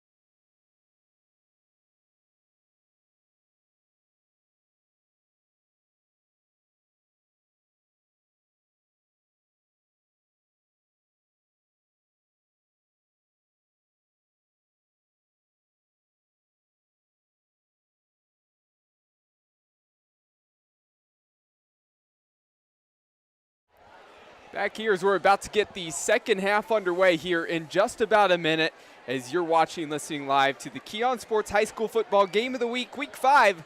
And at this halftime, we officially crossed the official halfway point of the regular season, and it is flying by. For everybody out there watching, listening, it's too bad the camera is not on Dom Clary right now because I think we're going to need to get him a bib. The guy can't drink his coffee without spilling it on him. Dom, anything to say for yourself? Yeah, it's been a rough day, Cole. I mean, like, you'd had a rough day before this. You know, things don't go the way you'll want. It's right. We recovered, had a good broadcast. And then, you know, I knew this. I then discovered that there was ice in my coffee. It was the first time I sipped it since the beginning of the game. It's cold now. It was not cold when we started. So to my surprise, I'm even colder. And then it ended up on the inside of my shirt and then all over my shirt. So I am covered in coffee on the inside and out. Let's spin this, though, into a positive, Dom. I know it's not been the best day. It's getting better as we're continuing the broadcast. I hear tomorrow, though, it's going to be pretty exciting for you. What do you got going on? I mean, not just exciting for me, but for all of us. You know, we have 3 people going to Kent State, 2 photographers. We have a writer going to Kent. We have more coverage via watching the game from home. We had one writer actually get into Cincinnati. She's not able to go. I will be going to Notre Dame, going to South Bend. I'll be taking off at around 6 o'clock local time. I'll be heading down to Notre Dame to watch Central Michigan. Yeah, I have Central Michigan covering for all those that care. I think it's about 35. So, yeah, they like to cover. I'm excited for it. Get to see some family down in South Bend. Yeah, a lot of good coverage tomorrow. I'm really excited. We've worked really hard on it. So it's going to be a really fun day for everybody tomorrow. So make sure you pay attention to keonsports.com to see the written recaps of those games tomorrow. Of course, all the high school football games from tonight. Articles will be up later this evening going into tomorrow morning, and they've absolutely popped on that return as Brunswick gets the football, and they'll start off up close to the 30-yard line. Roxandich was clinical in the first half, and he brings the offense back out onto the field. And again, it's a little bit tough because it was obviously overshadowed by what Stoddard was able to do in that first half. But, you know, 9 games out of 10, Roxandich is doing more than enough to keep his team into things here. Exactly. 11 for 16, 122 yards, 2 touchdowns for Roxandich. What else can you do in a half? Because you see those numbers in one half, and I think they have to be at least contending for the lead. No, they're down 42-14. No fault to that young man. He's done everything he could. It's just the matchup between these two teams just does not favor the Blue Devils. Here on 1st and 10 from the 28-yard line. Kavulik, sidecar to the left of Roxandich. Roxandich going all the way across the field. And Talon Holvey there to meet Neal as soon as he hauled in that pass. Roxandich hesitated just a little bit too much there. He had his man open kind of on that little bit of a short pass. He's trying to see if he gets something a little bit deeper down the field. That allowed, though, the Medina defenders to really key in on that receiver, limit him to a short game, and really kind of hang him out to dry there a little bit. But if Roxandich sees that just a second earlier, that's a big gainer. So 2 tight ends to the right of the formation here. Neal in motion. Going to get the handoff on the jet sweep following those tight ends. And they cleared out some space, and he had a good 8 yards to work with. Get past the first down and that additional yard after on that carry. Really nice play there for Brunswick. Move the chains on the first couple plays of their opening drive of the second half. That young man just gets going, right? He's not afraid. I mean, he's a small guy, don't get me wrong, but he's not afraid to lower his shoulder into a pile and see how many yards that he can get there for the first down. That's just impressive. Just keep feeding him the ball, keep working with him. Same set as the play before. This time Neal does not come in motion. He's going to run a route. Roxandich trying to break free of a couple onward tacklers there, pulling him down from behind, but do see a penalty marker down. Looks like it's in the position of holding, and it does appear like the Brunswick offense is backing up. I do want to mention that all kicks, sacks, and turnovers in this game have been brought to you by Hinckley Roofing. Check them out online at hinckleyroofing.com. You know what? That's going to happen. In a game like this, I don't mind holding. Protect your quarterback. Don't, keep him on his feet. Listen, you're down 42-13 or 14. that holding penalty isn't going to change the game, right? You're going to need a lot more to do so. Listen, if it's going to keep Rock Sandich's jersey a little bit clean, it's not going to get dirty because we're on turf. But it's, not going to get his jersey dirty. It's going to keep him upright, allow him to do what he does without getting hurt. You have a lot more important games ahead of you right now. I mean, this is an important game, but the score right now, keep him on his feet. If you have to hold. 1st and 20 following the penalty. Rock Sandich a short throw. Neal scoops that one up off of the shoestrings, and he's out past the 30-yard line at the 33. Yeah, they love those out routes to Neal. He's in the slot. They have that safety, not playing man, really hanging back.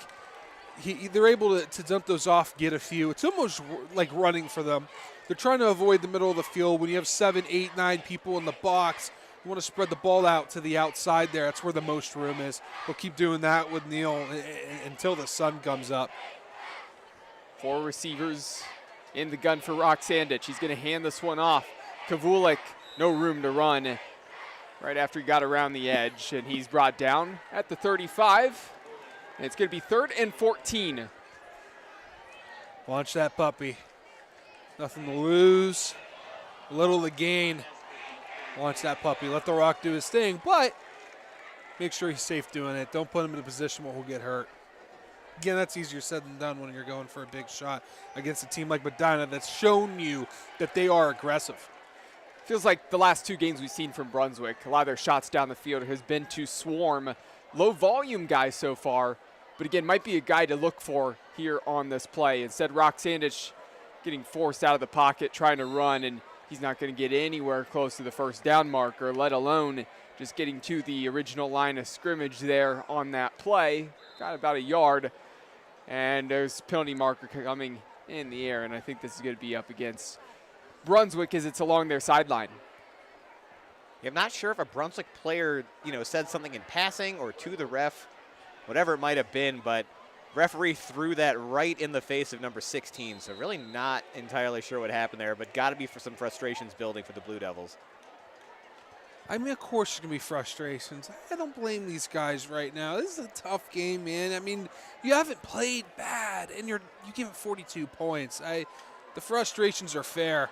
High snap, punt blocked, and this one's going to should be a scoop and score. No, Trouble's picking it up, and because of slow time picking that one up for Camden, Sokolowski, by the time he was able to scoop it at the 5-yard line, he was immediately hit right around the 3. That's going to be great field position for the offense as they're going to try to punch this into the end zone with their first possession of the second half. Score update real quick before we get back into this one with the ball on the 1-yard line. Massillon extends their lead 15-6 against the reigning, defending, undisputed Division I state champs of Ohio. Massillon, they're looking good right now. Could this be the year that Massillon finally wins a state title in the modern playoff era? Perhaps. I don't think they have, which is absurd. Yeah. But Hoban, they've been a roadblock for them. Avon, and a lot of other teams. Now again, Hoban didn't win it last year, but they've been a roadblock for a lot of talented teams, including Massillon, especially last season. Yeah, I mean, Hoban is a different division, so they don't have to at least go through them. So, division below there. They played in the playoffs together last year. Here's Stoddard on the run, looking at the back of the end zone, and there's a slip there.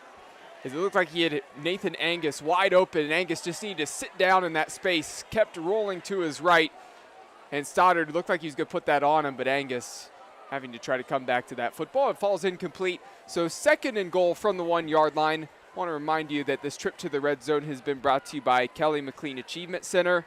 Visit kelly-mac.com to learn more. So kind of an odd formation there. We saw Stoddard under center. Not something we've seen, I don't think, at all to this point. I kind of thought they would spread their offense out once more and just run it in with Stoddard like they've had success with, but decided to get a little bit tricky there, did a rollout under center. Looks like they're going to line up in the same formation again. Here's that formation again, which is really a power formation where you see guys who come into the offensive scheme who really don't spend much time on the offense or really strictly on the defense aside from some of these power sets like the safety and Cooper Yosefsik. So a timeout before the snap.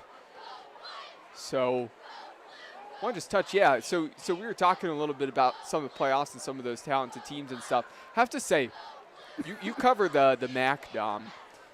And Buffalo got a really talented running back in Lamar Sperling, a guy who in the state championships last year went off, really performed very, very well in that Division II championship up against Toledo Central Catholic. Just so happened to be Toledo Central Catholic did get the win over Hoban. But Sperling's a guy who, man, is he elusive. Wonder if he'll get some touches at Buffalo at some point. Not at the running back position. We might see him in special teams. I believe we have. It's been hard for me to watch your game so far. We'll talk about it a little bit more after this play. Here's the handoff up the middle. And the surge forward and a touchdown for Medina. The handoff to number 3, Cooper Josefsik, lined up as a fullback. And his teammates loving getting him 6 points there. And Medina continuing to pour it on. I like the fake the pitch right into the handoff. It's a beautiful play design. I love little spiffy stuff like that. It's something that the 49ers would run. Little fancy. Love to see it. Love your little 2-word sayings. Fancy. We've heard tricky a couple times this year. Well, you know what's funny? I get that. So I get that from the ending of was it Coming to America? I think that's the movie. Okay. At the end where he says, "Where's the spoon? Ha ha ha ha." So I always like the adding on to the thing. I used to know that whole joke. I loved that movie as a kid. I haven't seen it in years, but yeah, the tricky, fancy. I like that. It's a little comedic effect. It's almost becoming your saying here. Yeah, this year. So. That and the all-Italian broadcast. What type of Steeler reference are we doing? I mentioned Jesse James. To my delight, no one else got it. Yeah, but, I did hear you mention Jesse James early. I was, it honestly caught me by surprise because most of your Steeler references are not from new times. A lot of them you're going back to older Steelers players. Yeah, this time they're mainly Jesse James 70s. wasn't too long ago. Yeah, about 5 years ago he was on the team. Yeah, mediocre tight end. I'll tell you what. See, he was a fantasy relevant tight end there for about 20 minutes. It's a bum. Hold on to the ball. So after the made PAT, the penalty marker was down on the field, but again, still good and penalty decline. So 49-14 is the score. So Medina capitalizes on that mistake there, and that's the second time that we saw, actually we've seen it a few times where the snap's been high on those Brunswick punts. And the punter, number 21, Cohen Issa, has had to really jump up to try to catch that. He's done a good job at jumping up to get to it and then punt it away. That time, really the blockers in front of him not able to stop Medina, and that block set up the football at the 1-yard line. And now after conceding a touchdown, Brunswick gets the football once again out past the 30-yard line and down close to the 34. And it should be worth mentioning now, guys, I know we're watching this at home as well, 49-14, that is a 35-point lead now into the third quarter. I do believe running clock will be in effect from this point on. That would be the first time we've seen that in all of our games here this season so far. We've had a lot of close battles each and every single week. And this is one that I think could have gone a little bit differently for Brunswick as well if it weren't for that fumble immediately on that kickoff. It's so tough when you're going up against a talented team like this, like the Medina Battling Bees, to have a mistake like that immediately. Yeah, when you're fighting an uphill battle, you can't have mistakes like that. We saw it last week too. It's just kept piling on. There's a new quarterback in the game here for Brunswick. Yeah, change at quarterback, trying to run to the near side of the field, and brought down is number 16, Sean Barnett. And Barnett, he's a guy who, the sophomore, you've seen him lined up as a receiver for a lot of plays in this game. And actually saw him throw for a touchdown because he's also the one that got the flag on him. Yeah, that last possession. Screen was thrown to him here on the near side, launched it to Neal down the field. So he does have that touchdown passing through the air, but they're trying to get an even younger quarterback a little bit of experience. Not sure what's going on. Roxandich has the helmet on, still on the sideline. I think this is maybe just one of those where you're trying to keep your starting quarterback healthy here in this. But quickly brought down by the defense of the Medina Battling Bees. No, I do want to talk about Lamar Sperling here again in a minute. Yeah. But you have nothing to prove with Rock Sandage. He had a pretty good night. We'll finish up the stats here. Not really much to add to yardage-wise, just completions percentage, really. Listen, there's nothing you can do. You put him in there. Literally the best thing that happens is he looks a little bit better, throws a few touchdowns. Add to his stats. He's a junior. He can do that tomorrow, right? But there won't be a tomorrow if you get him hurt. Keep him on the sideline. Yep. If you want to put a few playmakers still in, make your young quarterbacks, look a little good out there. I don't mind that, but keep your star on the sideline. He's improving every week. And gentlemen, he looked really good. He looked comfortable. His feet looked phenomenal. The arm angles were great. It just the ball looked like it was coming off differently than last week. It was that pass that he had to Neal last week where it was right in that window where it couldn't go any better. It looks like he just kept building on from that. And today, he looked great. Just keep him on the sideline. Can't let him get hurt. In the times we saw Rock Sandage last season, we said a lot of good things about him. We kind of sung his praises. Now we said he's really good with the ball in his hands and running it, right? He had the size and the arm strength. It was just a matter of need to refine maybe some of the footwork, work on the accuracy a little bit more. You can see that he feels a lot more comfortable this season. I think he's making some really good decisions. His touch on the football looks improved. Been very impressed with what we've seen from Rock Sandage, and he is a star quarterback in the GCC. Just too bad for Brunswick, the schedule that they've had. Tough start to the year, especially for such a talented quarterback like that. Barnett on the run, trying to throw this one straight into the hands of a defensive back. That is Talon Holvey, the safety, and he's going to take this one. Looks like all the way, and not quite tripped up. He's into the end zone. Pick 6. And it looks like there might have been a hit late, too. A lot of penalty flags down between the 25 and 20-yard line, 3 of them to be exact. My gut feeling is this one's going against Brunswick as well. Wow. Obviously, the interception was good, right place, right time, but that return, again, so many players were close to making contact, but just was so elusive, really had no resistance, marching all the way down the field for a touchdown there for Medina. For a young quarterback for Brunswick, that's tough, but better to get those growing pains out of the way now in a game that you're likely not going to come back in. Let him make those mistakes, let him run around, let him figure it out a little bit. But, man, that's tough. A great return for Medina. Holvey has been a player to watch the last 2 years. He certainly has the eye for the football from his safety spot. Hasn't really been Josefsik and Holvey who've been your questions there on the defense from Medina. They're good on the back end, right? The questions have come from, can the front 7 stop the run of some of these bigger teams where they have bigger offensive lines and they're trying to wear you down and you're having a hard time getting off the field. Again, tonight, they've been able to crowd the box a little bit more, stop Brunswick. And, of course, you had those talented players like Holvey, and he read the eyes of Barnett.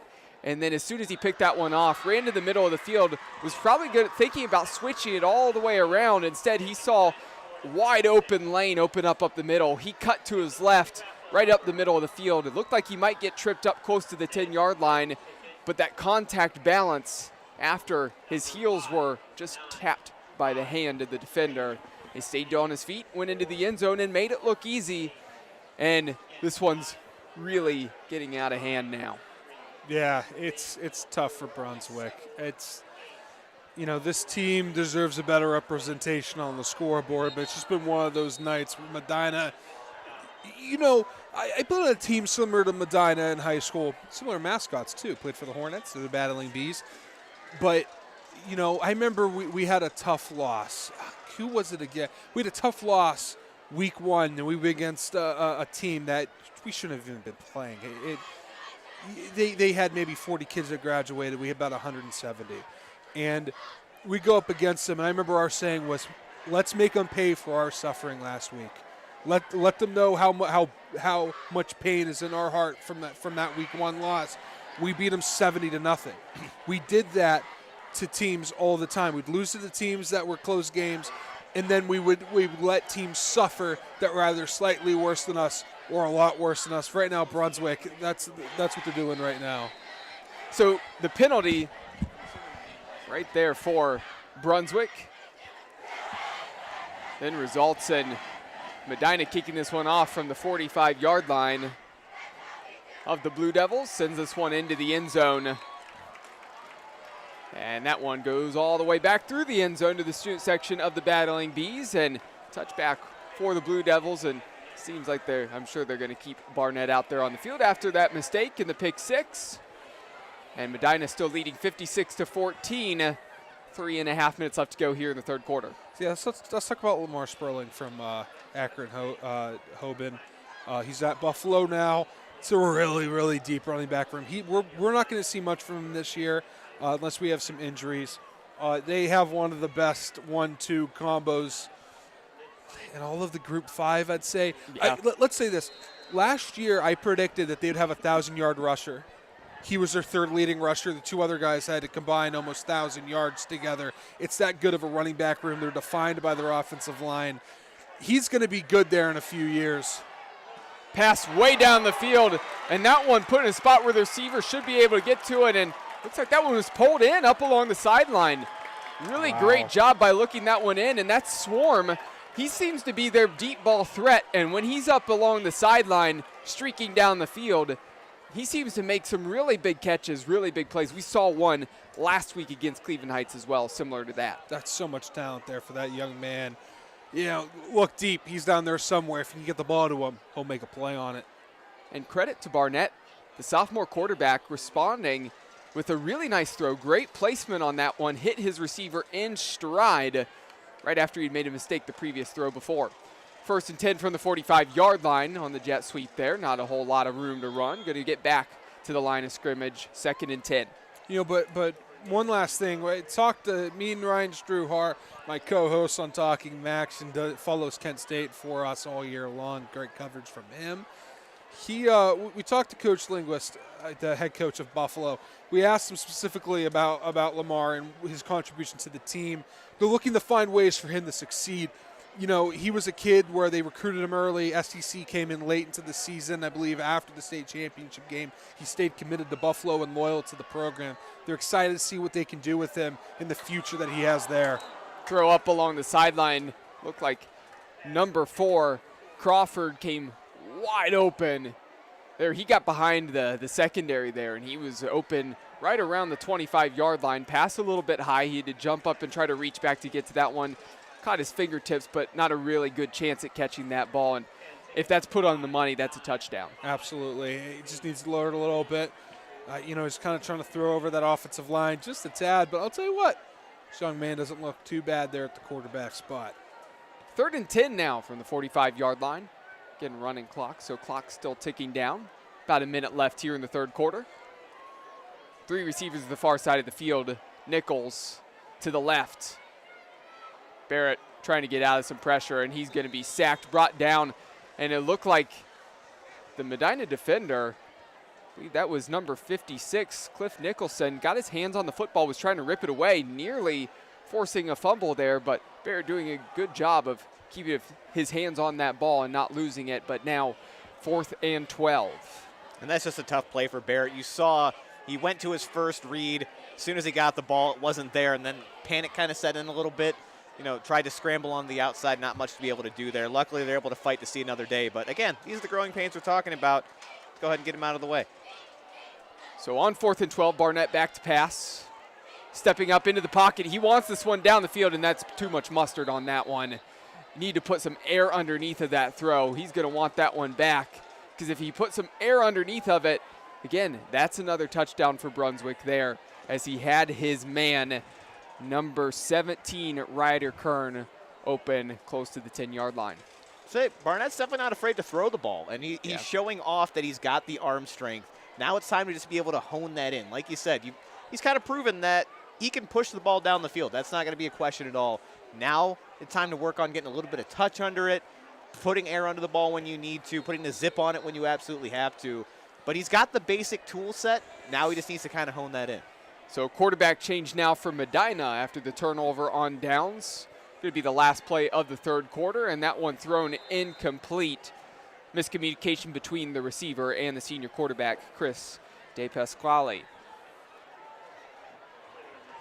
Yeah, right now we're essentially going to see 2 JV teams battle it out here. Not the most fun for us, but it's the fruits of the labor of that first unit on both sides for Medina. It's a reward. They get a break and get the support, the young kids in the future of Medina football. And we're going to wrap this up here for the third quarter. We'll be back for the start of the fourth. You're watching and listening to the Keon Sports High School Football Game of the Week on the Keon Sports YouTube channel. Tonight's broadcast is brought to you by Pulp North Olmsted. From wraps to bowls to smoothies and everything in between, this is the perfect healthy option for the person on the go. Stop in and taste for yourself at 27650 Lorraine Road in North Olmsted. Riley's Irish Bakery, the absolute best bakery and comfort food selection you will find on the west side of town. Located in the heart of Fairview, this incredible family-run business is your first, last, and only stop for the best eats. At Riley's Irish Bakery, they use the freshest ingredients to create classic Irish baked goods and savories. They are located at 22570 Lorraine Road in Fairview.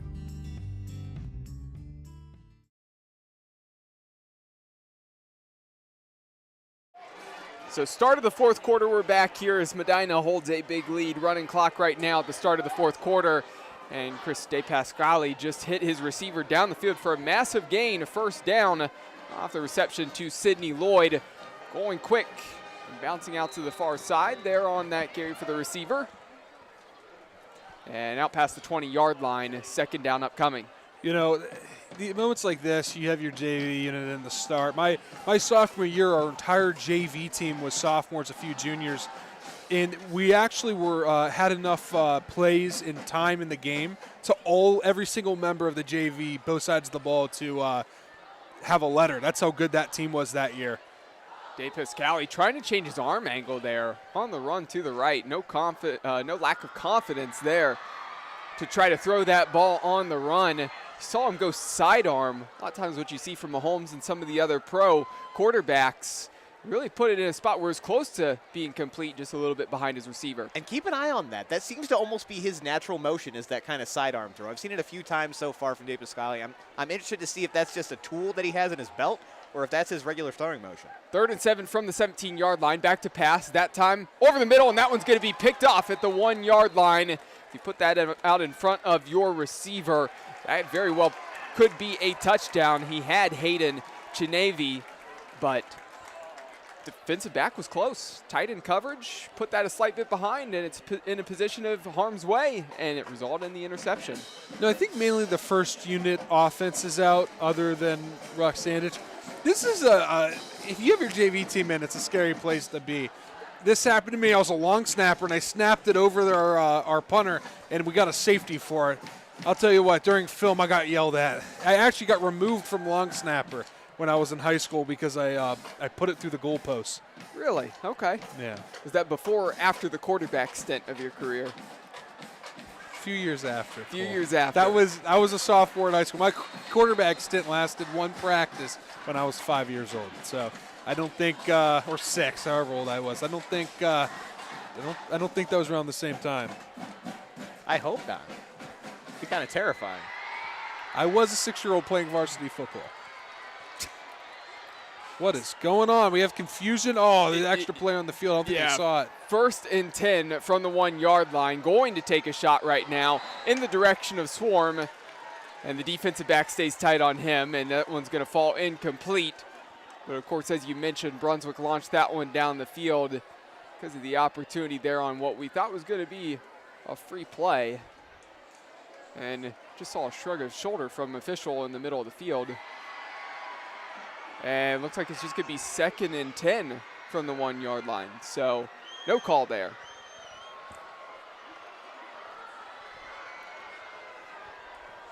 So right in front of the Medina band from their own end zone, Barnett.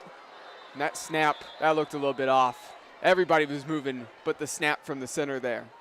That's one of my favorite calls. Everyone's offsides besides the center. And they're going to say before that snap, jump off sides from number 92, defensive lineman for Medina. That's Roland Jackson. So a little bit of a bailout. Yeah, at least gives Brunswick a little bit of breathing room here. I mean, it completely different set of plays being on your 5 as opposed to the 1 yard line. Now you can kind of dial up something a little bit different. 3 receivers in the near side of the field. Nichols in the backfield with Barnett out of the shotgun. Here's a snap that's a little bit high, and Nichols, the lead blocker for Barnett, turn on the Jets and slips through one attempted tackle close to the 20-yard line and brought down in the middle of the field at the 21. So a really nice gain there to move the chains. And Barnett, we've only really seen him go to the air so far. We've seen him as a wide receiver that time, showing off the speed as a runner. And I figured he might have some mobility like that just based on the first drive he was in. He didn't take off to run at all, but he showed some good escapability in the pocket and the ability to kind of step up and get away from the defenders. So thought that mobility might be there, but what that showed is that especially if he keeps developing it, he's a legitimate weapon on the ground as well. Clearly an athlete as he spent time at wide receiver here in the past 2 games that we've seen them, and looks like a little bit of movement. And it's encroachment on the defense again. Now, Dom, you know, if you're the coach of Medina here, I know you've got the JV squad in, and, you know, the game has pretty much been decided, but, you know, how much are you harping on your team for a couple of, you know, crucial penalties here this late in the game? So it really depends, right? So if you have this is your true JV first team, which usually that's what you go to right away, or you have a few like seniors and juniors that don't get in normally. It depends who it is. If it's a sophomore that you're going to depend on next year, you emphasize the mistakes. You kind of harp on them just a tad. But if it's a senior who, you know, doesn't really play, you kind of let them go. It really depends on the kid and the situation. Also depends on the culture and the coaching staff that they have. They might, the standard is the standard, and they might emphasize that. I don't know. But usually it really depends on the kid and the situation. Short completion to Neal now makes it 3rd and 3 from the 28-yard line. Snap to Barnett. Pressured from behind. He's going to be brought down for a sack. So he was trying to run and really had no clue that he had a guy coming from behind. Probably didn't realize that until last moment. It was a little bit too late. Brought down to the ground, and now after that loss of 7 yards, now makes it 4th and 11 from the 20. And the offense of Brunswick going to stay out on the field. Why not? Game's over at this point, 56-14. Running clock. Now, these are good pressure situations to try to put a young quarterback in, see if he can make a play happen. That snap didn't do any justice for Barnett. That was a floater.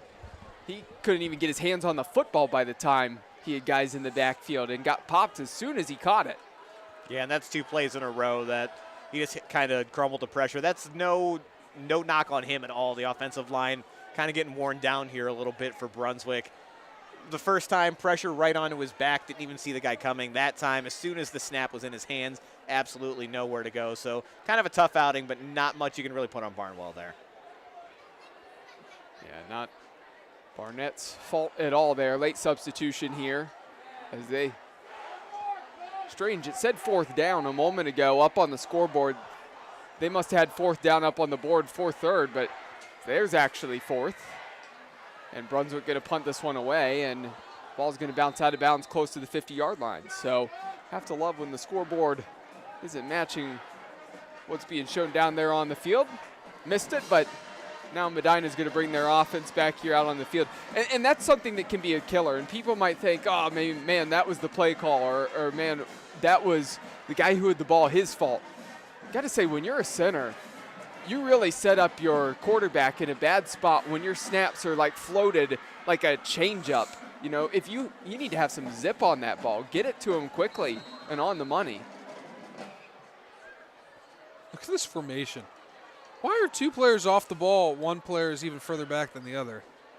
That is interesting. Here's a handoff, and you know, not too often you see out of a pistol set a guy with the number 80 jersey get a carry. Hayden Chinevi picks up about 2 yards there on that carry. 2nd and 8 from the 48.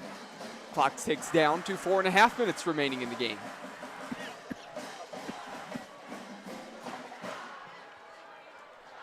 So out of the pistol set again. Dave Pascali taking his time. It's pistol, but it's really not because he's still. I mean, what is he? He's it's still really back like 7 yards. That's shotgun, but Very deep pistol. it's a made-up formation, is what it is. We're going to go ahead and call that one Magnum. It works well, though. It works It's a very longer well. pistol. Sniper, yeah. 50 cal. Yeah, I mean, the quarterback is lined up like the shotgun. Then you see the wide receiver that's in the backfield like it is a pistol set. Yeah, Dom's right. It is definitely extended type of pistol. And now this absurd. Backing this up now following the penalty for Medina. Did you guys see the Colts ran the wing tee and pistol? Yes, I did see that. They had Richardson run the ball, but it was wing tee. It just so happened to be back a little further than usual. It was honestly, it's exactly what we saw last week from Cleveland Heights. And speaking of that, I need to find that score update. We're going to give you some scores. I don't think we have any update from Massillon yet. We'll let you know when we have those. But I got to look through the interweb then to find everything else. Because Dom, how old are you? 92. Right. So, yeah, Sabri Mid-Park, 32. Amherst Steel, 0. I don't know why I stuttered there. It's the age. It's catching up to you a little bit. It's all right. It happens. Wow, Cleveland Heights 6, Menor 3. That can't be right. I mean, it could be right. I mean, we saw Cleveland Heights in a very defensive game last week. It would just be surprising because Menor put up 42 against Medina last week. Do you need your readers, Dom? Is that the issue? Or we can't see the score? This score's right.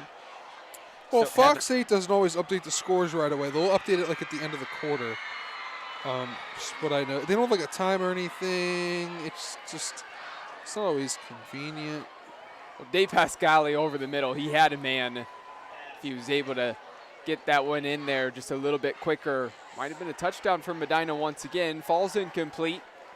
3rd and 6 from the 26-yard line, 2 minutes left. I'll tell you what, Elyria Catholic 29, Lakewood 15 for a team that's really struggled to put points on the board. Elyria Catholic 29 points here in the 4th quarter. Not bad, not bad, not bad. Oh, that was 3. It was 3. That was weird. I felt uncomfortable. Avon Lake against Midview 48-7, 4th quarter. Okay, Pascali on the run. Found some room off to the right-hand side. Not sure if that's going to be quite enough for the first down. It's going to be close. Really close to getting the sticks, and after the play, we have a marker flying up in the air, and Dave Pascali's pointing the direction of Brunswick. So update on Avon against Avon North Ridgeville. North Ridgeville, they're battling, man, but it's 28-7. Yeah. Avon. Again, Ridgeville can battle back, make it a little bit more competitive. They'll need a lot to happen for them to win that football game, though. Still, a lot can happen in a little amount of time with that score. Olmsted Falls 27, Elyria 7. I think that's really, yeah, Hoban's still up 28-0. Strongsville beating Euclid 20-3.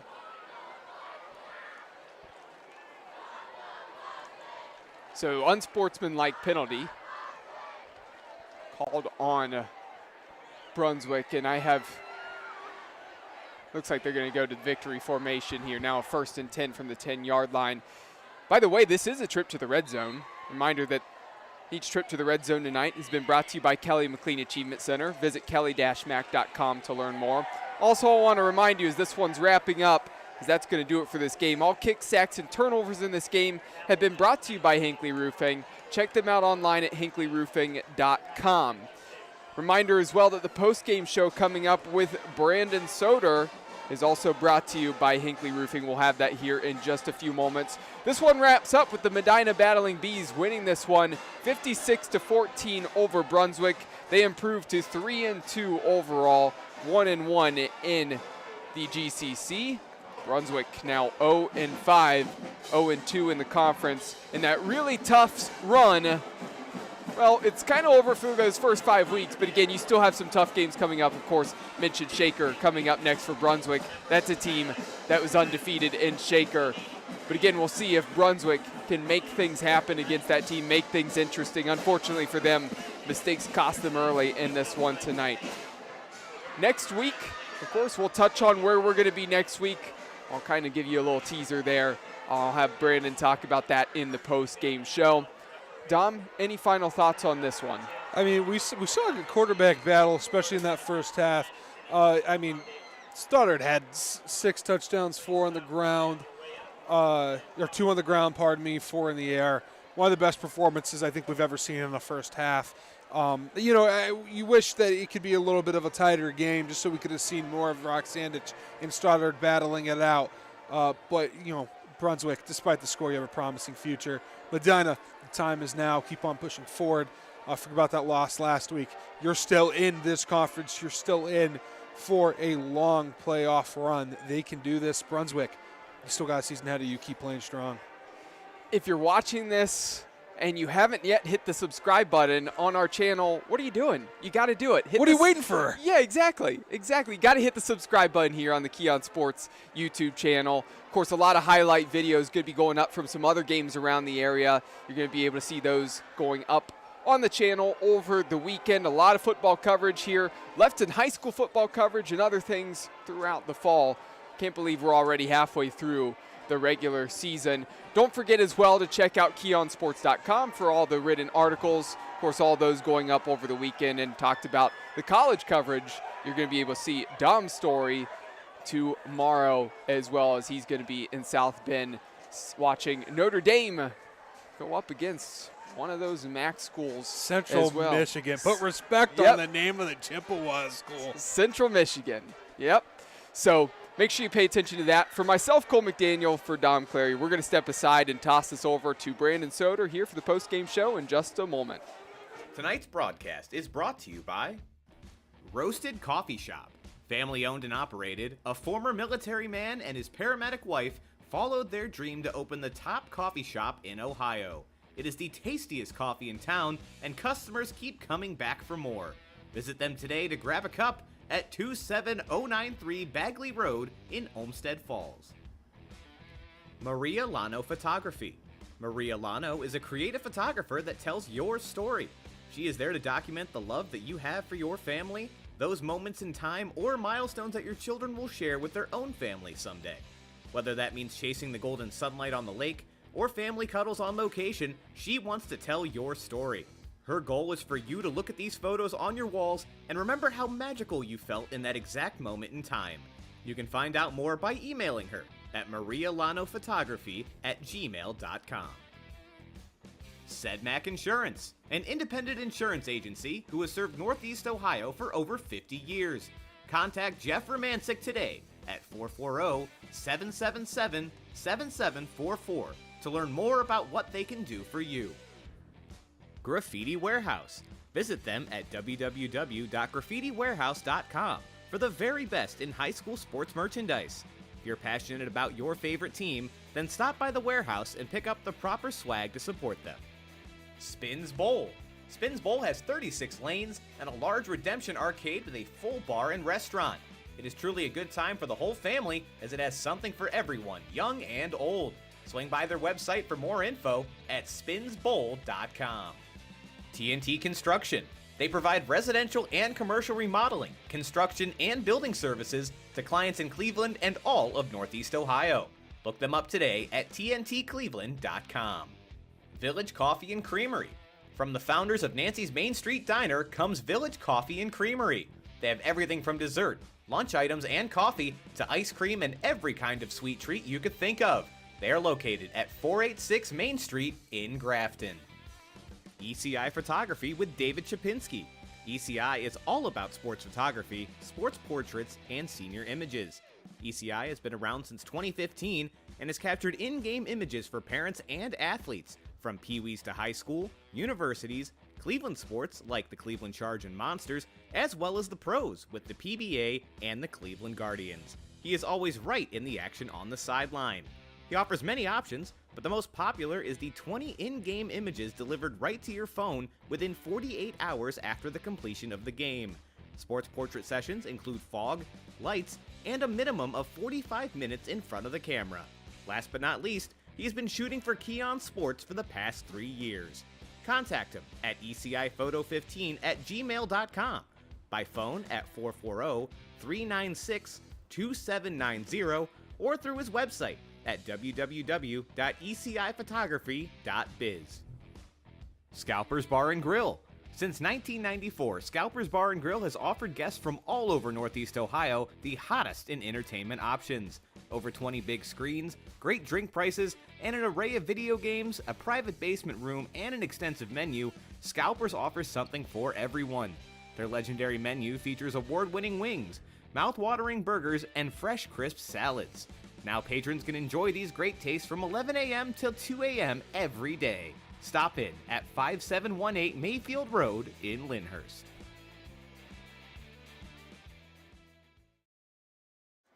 And welcome on in to the Hinckley Roofing postgame show, folks. You've been watching the Keon Sports High School Football Game of the Week for Week 5 as the Brunswick Blue Devils traveled in to take on the Medina Battling Bees. And, folks, we've had some really good games. We've had some close games so far this season. This one was all Medina. Right away, came out and scored on their first drive. Brunswick, unfortunately, gave up a fumble, fairly early on, allowed them to go down 13-0 early. And just from that point on, it was all Medina. Stoddard had a phenomenal game. We'll touch on more on that in a second. But really, the entire second half was mainly the JV squads out there just getting some reps. Medina put up, just tons of points in the first half. It was just too far out of reach. Had a running clock for the majority of the game from that point on.